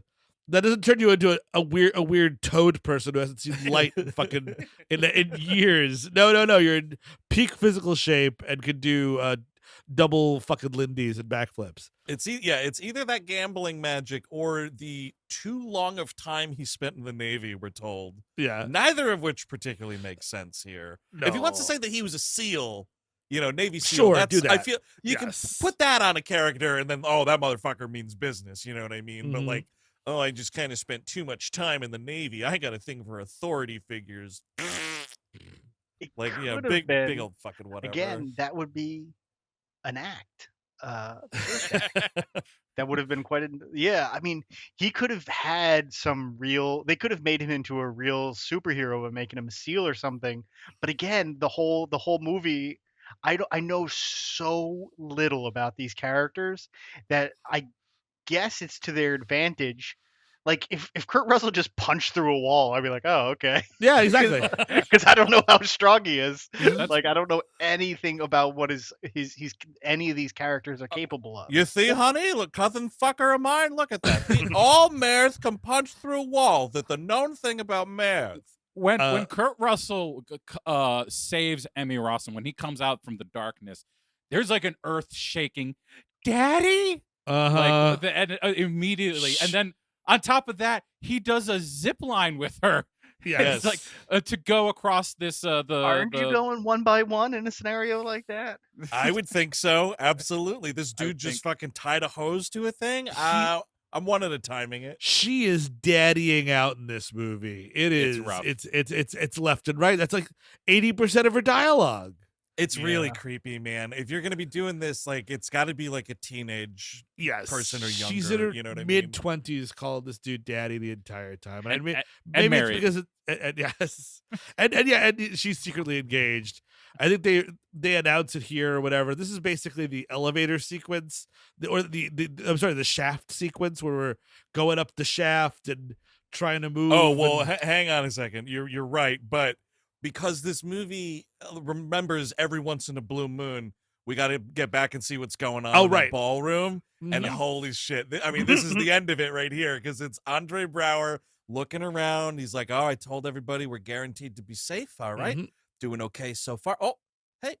Oh, is that glass cracking under the pressure? Oh, wait. Oh. And these people are annihilated. Yes. I had the subtitles on right here, and it just says deep metallic groaning. Yes. He because it's not the movie, he just looks to Fergie like, and yes, my dear, this is it for us too, Fergie. They embrace, they hug. And to Fergie, yeah. It's just I wouldn't want to be anywhere else. This is never before have I wanted this to be a horror movie as bad as this, because those little screws should be shooting off and through people. Like, yeah, dude. I'm sorry. Like, this is just, think about what is good about your movie for 5 seconds. It's not fucking Fergie. Ooh, I just got it, by the way, Chris. All right, here it is. So Andre Brauer is talking to like some guy on his crew, right? And he's like, "Status report, Lieutenant." And this guy starts, "We're fucked." End of report. He starts reeling off whatever. Oh, over here, this group's doing blah blah blah. We got the crews down here working hard to try to drain the blah blah blah. And as he's talking, Andre Brauer notices those cracks, and then it cuts back to Andre Brauer listening to this kid talk, and pew! Part of his forehead shoots out because he just got his brains blown out by a screw. At least somebody needs to look like Keith David at the beginning of Nope. I need somebody to have that kind of injury. Yes. I do love it's fucking. I mean, speaking of horror movie, this is really eerie. When all of that shit goes down and everybody's getting killed, it cuts back to our intrepid survivors who have all stopped to listen to the screams. And dude, the subtitles at one point are like, "The screams dissipate," like or something like that. And then like after it's totally quiet, Kurt Russell's just like, "Let's go." You're like, "Okay, let's go," and then just fucking Josh Lucas told him so. Oh, absolutely. Yep. Just fucking a little one. Hate to say I told you so. Anybody here listen to the Hives? That's 1 point for Dillon, 0 points for that shitty captain. But yeah, so this is when they're going up a weird like shaft way. We're Die Hard now. We're Die Hard now, but the shaft way is locked at the top. And Richard Dreyfuss also gets stuck here. Oh, does he ever? Stuck. Oh, my little butt's stuck here, isn't it? Oh, too bad that Freddy Rodríguez was killed by me. This isn't like a dryer. This isn't fun at all.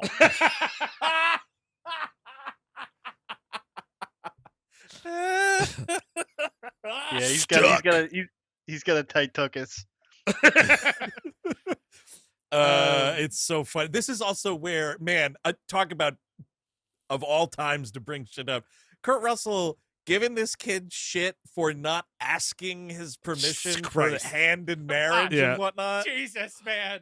He's Get like, your wow, eye on the ball. Tradition would have dictated. Yeah, I'd be like, "Sir, we're climbing up this shaft to fucking save our lives. Can we talk about the traditional do's and don'ts of marriage proposal another time?" Exactly. And also, I just saw 70 people dead. And that's not, like 70 dead bodies in a row. Just because a piano falls on a pregnant woman doesn't mean you can wear white after Labor Day.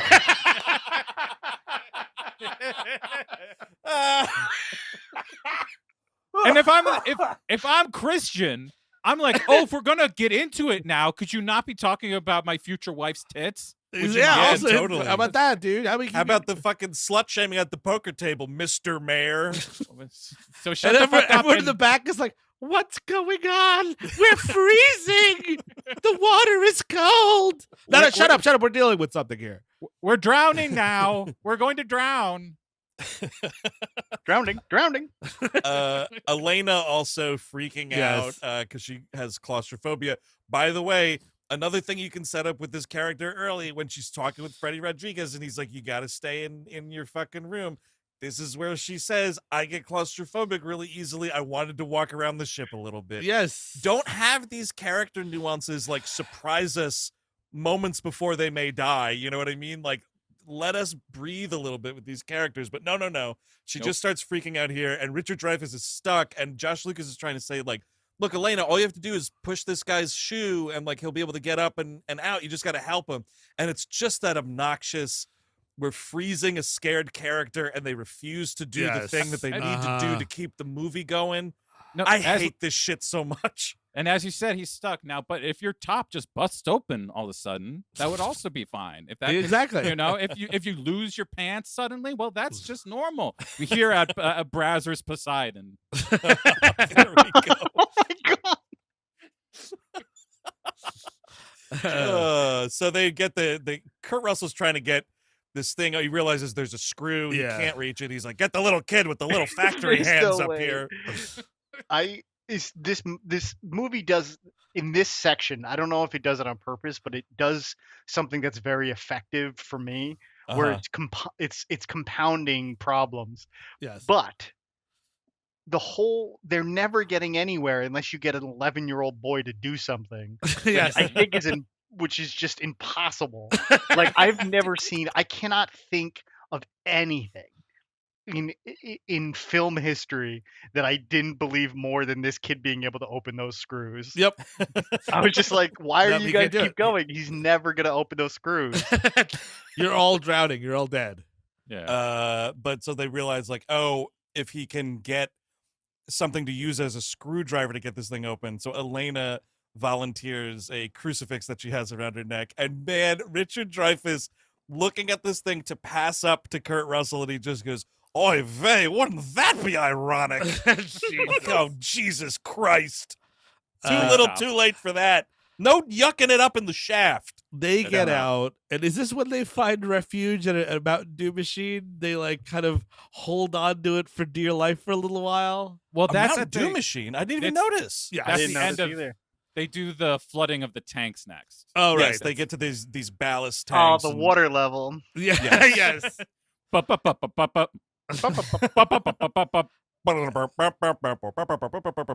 Josh Lucas is like, listen, I play a lot of online poker. I know that once this tank fills with water, this little tank will open, the ballast will open, and we'll go into the next room and continue on doing so. Again, online poker. I know that you think that a card shark having all the answers to this disaster scenario is unbelievable. But let me tell you, 2 summers ago, I got stuck in a little submarine kerfuffle. We were about 500 feet underwater, you see, no swimming to the top. We got out of there safe. You know who hatched the scheme? None other than poker's own Daniel Negreanu. So I don't want to hear it again about how us card sharks can't save the day, goddammit. Are you name dropping it on a real poker player? Yes, I am. And I mean, like, it would make sense. I mean, it's a little early for it. Like, if he was on the boat and he was the guy that got Bin Laden, you know what I mean? Oh, and like, sure. They're selling this is like his tour. Maybe he's selling books or something. Like, that's right, I did get Bin Laden. You know what I mean? He's shaking everybody's hand. Or it's like, Norwegian Cruise offered me this free ride around the world. What with having killed Bin Laden? Exactly, and that would make sense because you're like, oh, this guy's a Navy SEAL. He knows his way around. He's just introduces a shifty poker player. Well, I mean, you're not serious about roulette if you don't also know how boats are made. All right? It's one and the other. It's just got to go together. Look, all right, you take a roulette wheel, you turn it on its side, it's a boat wheel. It's the same thing. Same principle.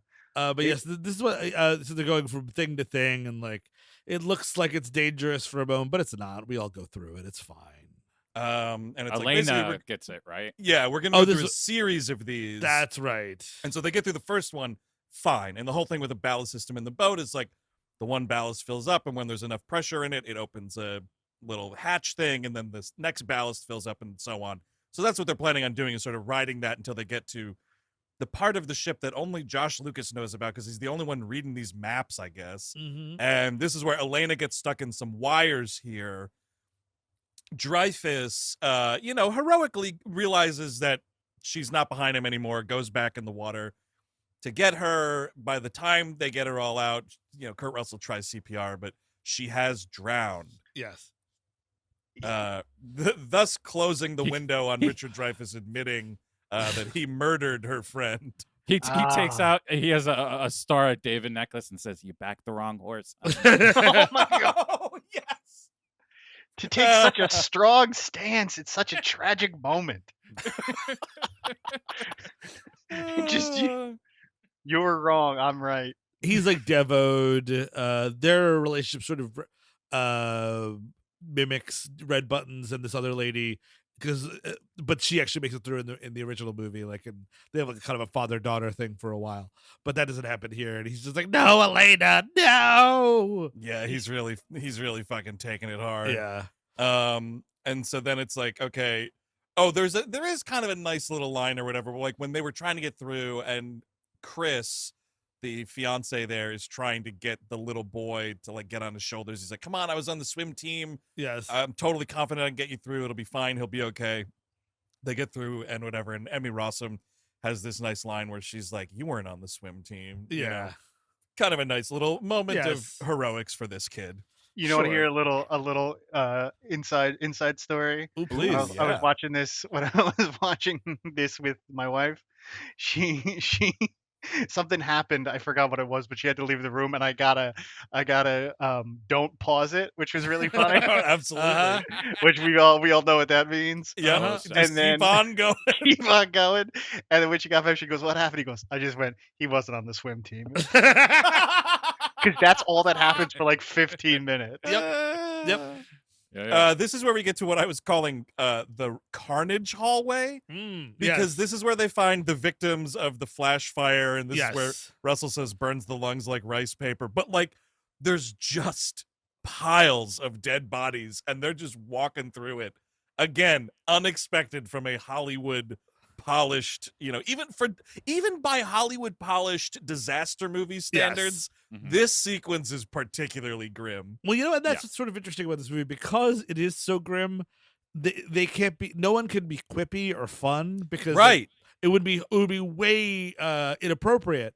Yes, but it also makes this movie sort of stiff and dry. You know what I mean? Because no one is quipping or having a good time. Well, they do it, but it just comes off as so out of it feels Lucky callous. Larry and all these other little you get the little bits, but you're just A, they're not good, but No. B, they just come out of nowhere and they don't add anything. It's a desperate act of levity. It just doesn't work. Well, it's because you spot the moments where things are coming out of their mouths that are supposed to be funny, and you realize they're not at all, for a number of reasons: the content of it, the way it's delivered, so on.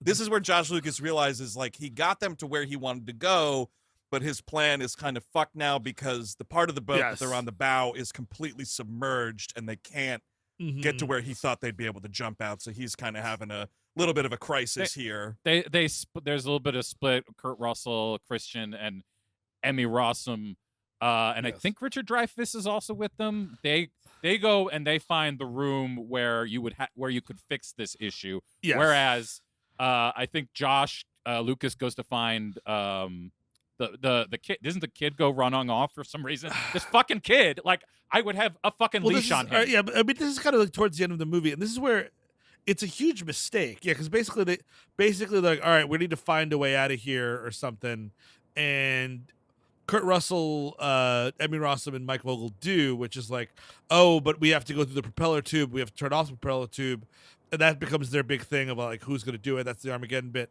and the kid is just missing, right? Yeah. And the kid because there's a big explosion that happens just when they think all is lost. Yes, and then that starts making the boat sink the other way. So then the bow is lifted out of the water. So then this is where they're like, okay, cool, we can go now. And then they get there and they realize the propellers are still going. Yes. And so, this is when Richard Dreyfuss should die. He's like, "Let me get that paddle for you." And this thing, this metal sheet smacks him in the face, knocks him down. I'm like, oh, well, he's dead. Yeah.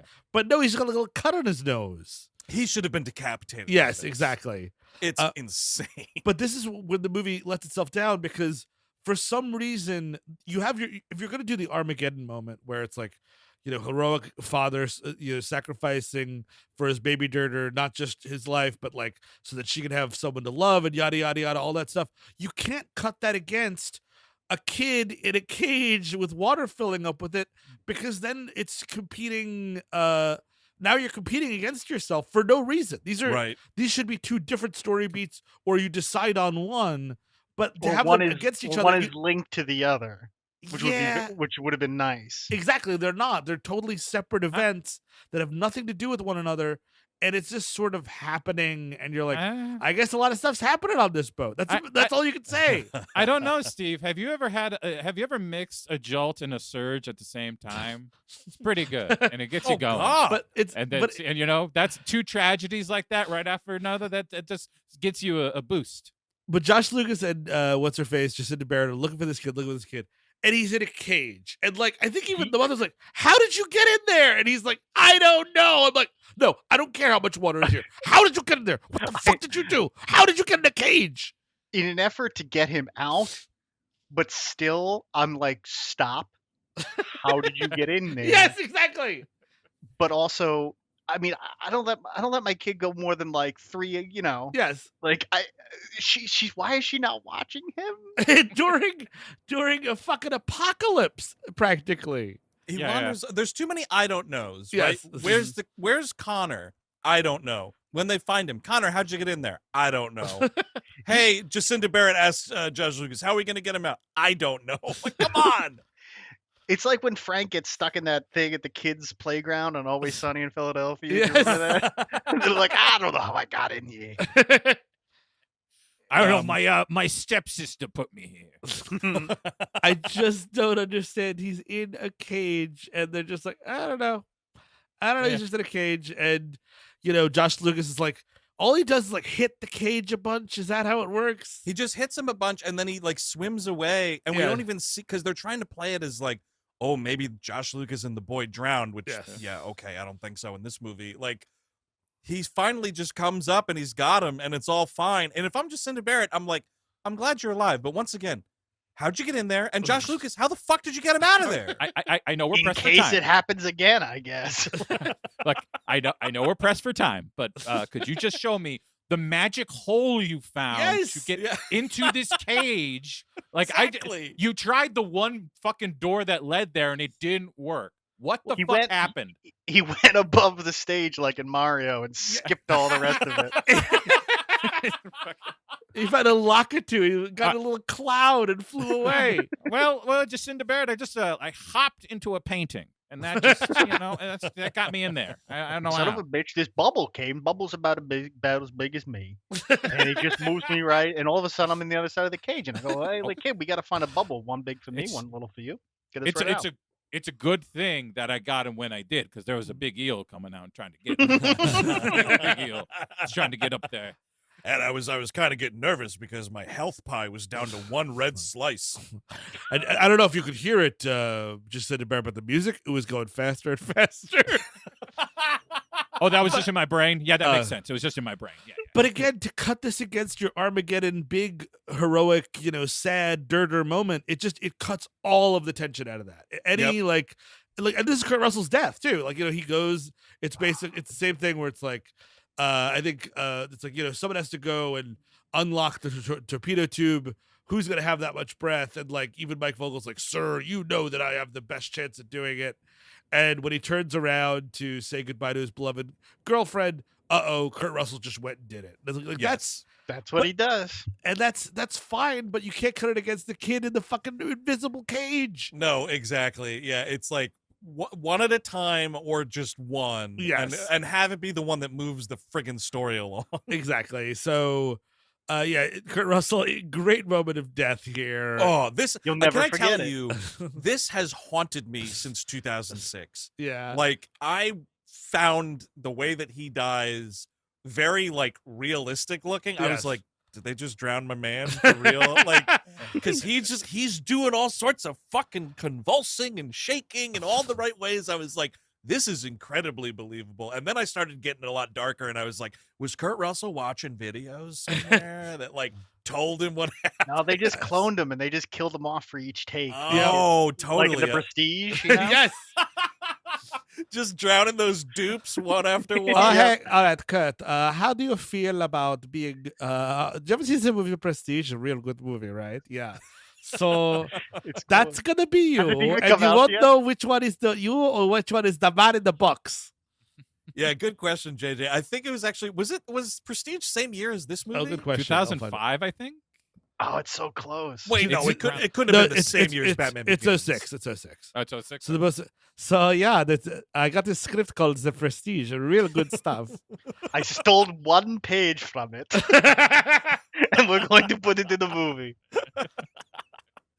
Yeah, so they yes, I mean Yeah. he's really drowning here. But it's weird pretty because he like awful. drowns and he does this big like, "Bah!" And then like there's the red button that he was supposed to push, and then like 3 seconds after death he pushes it, which is kind of strange. I think it's a weird like his fucking brain might still be kind of Oh, nice. alive or whatever. Maybe like the heart stopped and he's just like one last push, and he winds up turning the direction of the turbines because that was the whole beef before when they were like, Yes. we don't have to shut them off, we'll just throw a bunch of shit in it and break it. Yeah. And Kurt Russell was saying they're spinning this way and it's just blowing air back into the room, hence Richard Dreyfuss getting hit in the face with that steel door. Mhm. So we can't do that. So now they can. So we're gonna huck a bunch of shit. And I wanted them because there's a scene in this movie where they're moving a bunch of chairs out of the way at one point. They're just hucking these chairs, and I was like, there's got to be chairs, like huck chairs into this. That'll be really funny. Nah, Josh Lucas is like, the movie's got to end, friend. I'm gonna Yeah. take this big fucking gas canister and try to throw that out. And it's like one last moment of like, Complication. I guess, Yeah. yeah, Tension. complication, but I guess tension. They wanted it to be tension, right? Like, oh, he didn't line it up right, so it's not getting sucked out, and he's trying to like kick it out without him getting sucked out himself. Yeah. And it's I like when he says which is like so not like he just goes, nah, I can't. Like he gives Yeah. it kind of a whimper. Yes.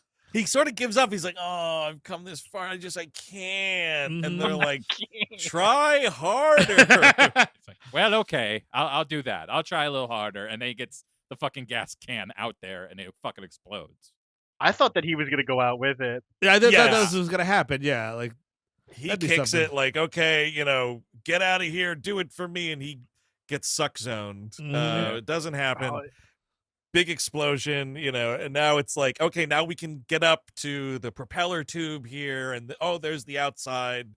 Let's go jump off into the water. Mhm. cool. One last Oh, sweet.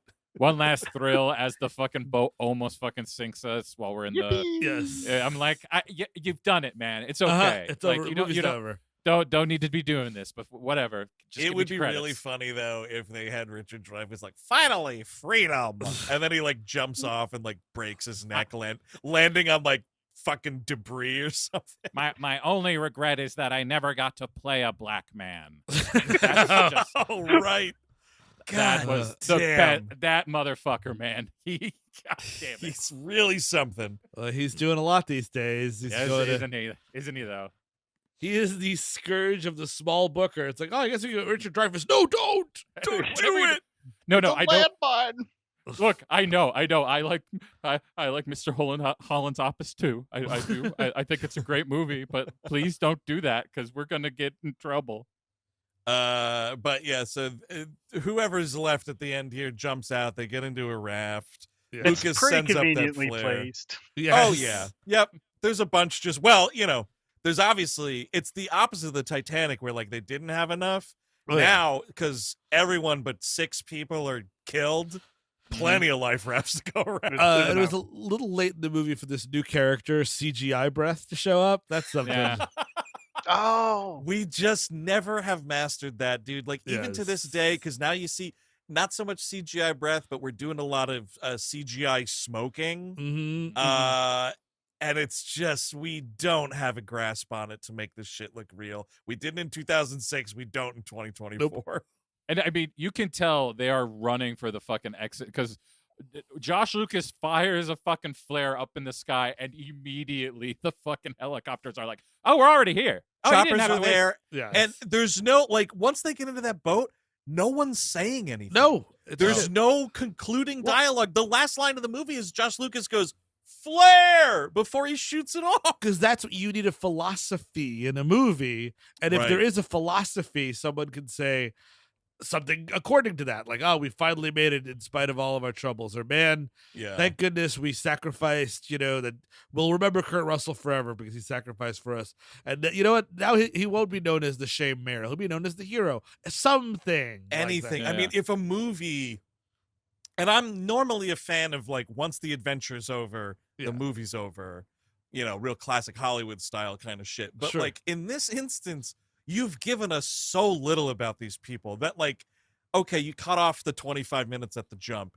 There's got to be an epilogue going on. Maybe it's Kurt Russell a year Yes. later, a fucking memorial service, Sure. anything to Where- conclude these characters. Where they all own Poseidon Inc.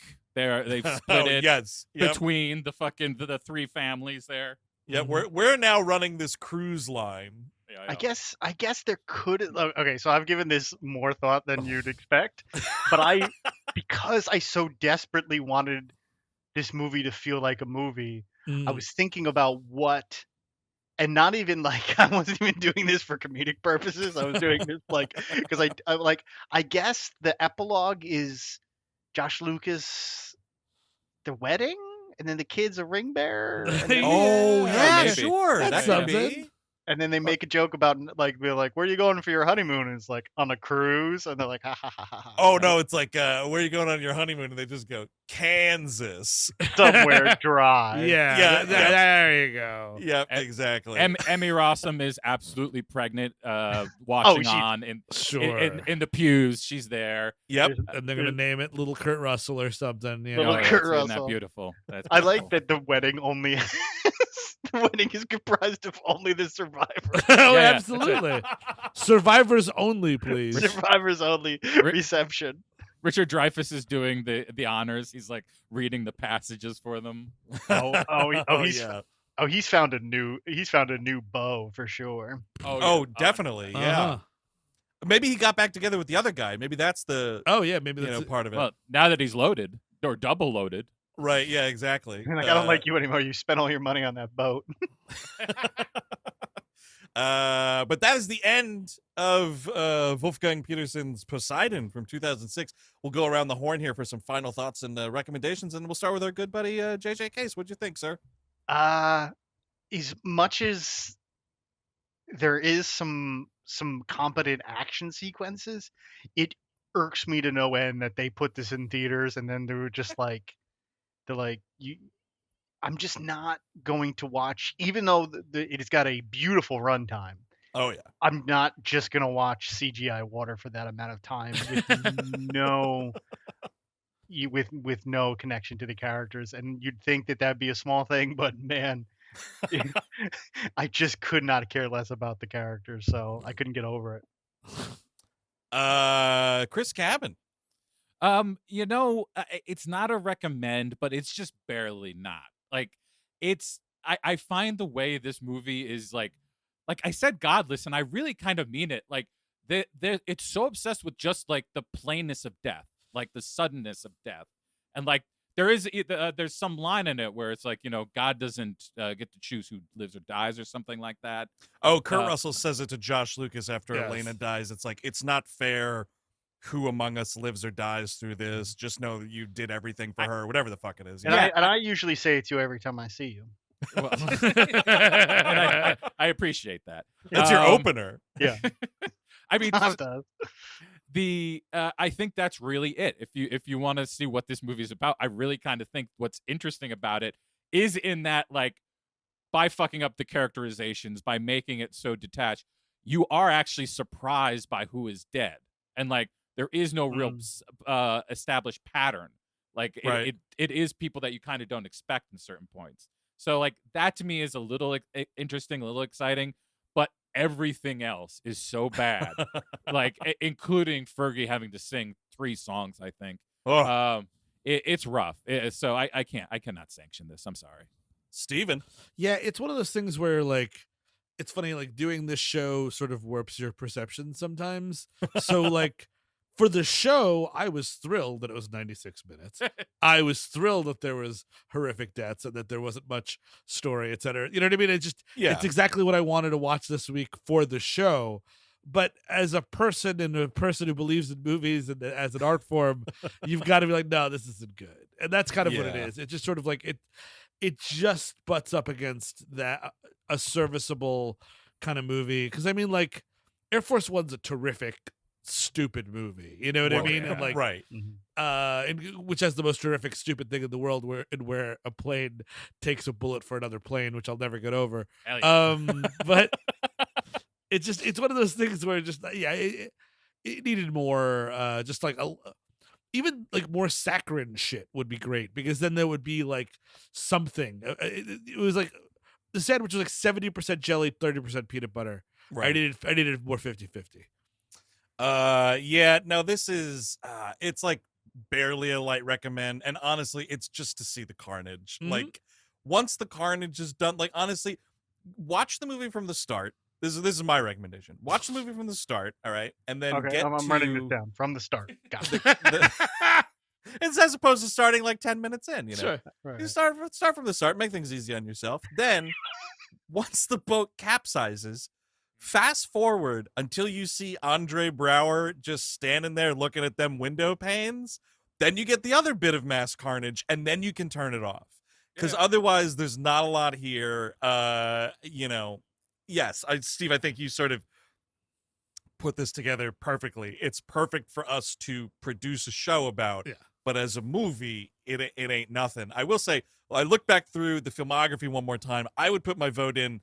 The best Wolfgang Peterson movie is In the Line of Fire. That's just me. Yeah. Oh yeah, that would probably be it. Yeah. But Great movie. Otherwise, that is going to do it for this episode of We Hate Movies. JJ, thanks so much for coming back on, man. It was too long, and we're glad to talk to you, even just for a little bit here about a wretched movie. Yeah, perfect timing. Yeah, anytime. Once they send out those 2 helicopters to find Eric and he comes back. Finally, I think I want to, Jay. I want you to come back. I want us to be able to really listen to your thoughts as a father. I want to get you back for the pacifier. Ooh, Expert. Yeah, the Vin Diesel movie. Yeah, the Vin Diesel movie where he has to take care of the kids. Because I got a tale or two to tell you. I love it. I would love to hear it. So I think that's a good idea. We'll lock it in right here on the air then. JJ Case will return in our pacifier episode whenever we get to that. JJ Case returns in the pacifier. Yeah, there you go. Philippe, give me that. But if you want more We Hate Movies here, of course, you can check out the Patreon, patreon.com/We Hate Movies. Got a whole boatload full of stuff up there, including this month's We Love Movies episode all about Matt Reeves' The Batman, which was a lot of fun. Big honker of an episode there, us talking about that movie. Steve, we did some Batman-related stuff on AD, is that correct? we did. We talked about John Glover's first appearance as the Riddler in Batman the Animated Series. Great episode. Awesome ending to that episode. We loved talking about it. On Gleep, just because my boys lost at sea. Right. We are doing Darth Bane, I believe. Oh, that's right. In his honor. In his honor, yes. It was the last thing he recorded before setting sail. Yes, Darth Bane. He was new to us and pretty great. So that's going on. Of course, Melroad 210 happening as like every month. Of course, we'll be getting into whatever's going on at that high school and that apartment complex. I'm sure it's craziness. And also, of course, if you're listening to this on the Patreon at the $8 level or up, that means you got it commercial free. So if you had some commercial breaks in here, and I know there's a few of you who definitely did, head on over to that Patreon, $8 level and up. These full-length We Hate Movies episodes ad-free. Now, next Tuesday, the show rolls on. Season 15 just getting underway here on We Hate Movies. Steve Sadek, what are we talking about next week, my friend? Can you believe already it's the Spooktacular? And we'll be talking about Nightmare on Elm Street 4, The Dream Master. Oh boy. And I guess we can announce it here. Every single episode we do in the month of October will be the fourth entry in some sort of a horror franchise. Yes. Can you believe how stupid that is? It is horror month. Yeah, it's 4 horror month. We love horror movies. Yeah, 4 horror movies. Including, by the way, our worldwide digital event, aka a virtual live show, happening October 23rd, live, 9 p.m. Eastern. We'll be talking about Scream 4, the final film directed by Wes Craven. You get them ticks off our website or go right to the source, moment.co/wehatemovies. Be sure to bundle in them after party ticks. Catch us on the road in November, of course, because them tour date's going to come up fast, too. 11/15, November 15th, we're making our Seattle debut, talking Harry and the Hendersons. Is that right? That's correct. We're talking Harry and the Hendersons at Washington Hall. Then 2 nights later, we're down in Portland, Oregon, 11/17. We're at Mississippi Studios. Haven't played in there in a while. We're talking... The Goonies. That's right. The Goonies themselves. It's happening. Finally and happening. putting it out, put you on notice, Portland. If that show sells out, we got a special thing for a late show if they let us do one. So move them ticks. And then finally, we're closing out the year. December 4th, we're heading up to Boston, Massachusetts, where we are talking about... Pretty Woman. There it is. Look at that. So all the ticketing information on our website, WHMpodcast.com. Click on that tour page. And next week, we will be back as the Spooktacular kicks off, talking about a kind of not great horror movie. Yeah. A Nightmare on Elm Street 4, The Dream Master. Right? Yeah. 3 is Warrior, 4 is Master. Here you go, the Master. Yeah, there we go. All right. So until next week, when Freddy's back, I've been Andrew Jupin. Steven Sadak. Chris Cabin. Just in case. Take it easy.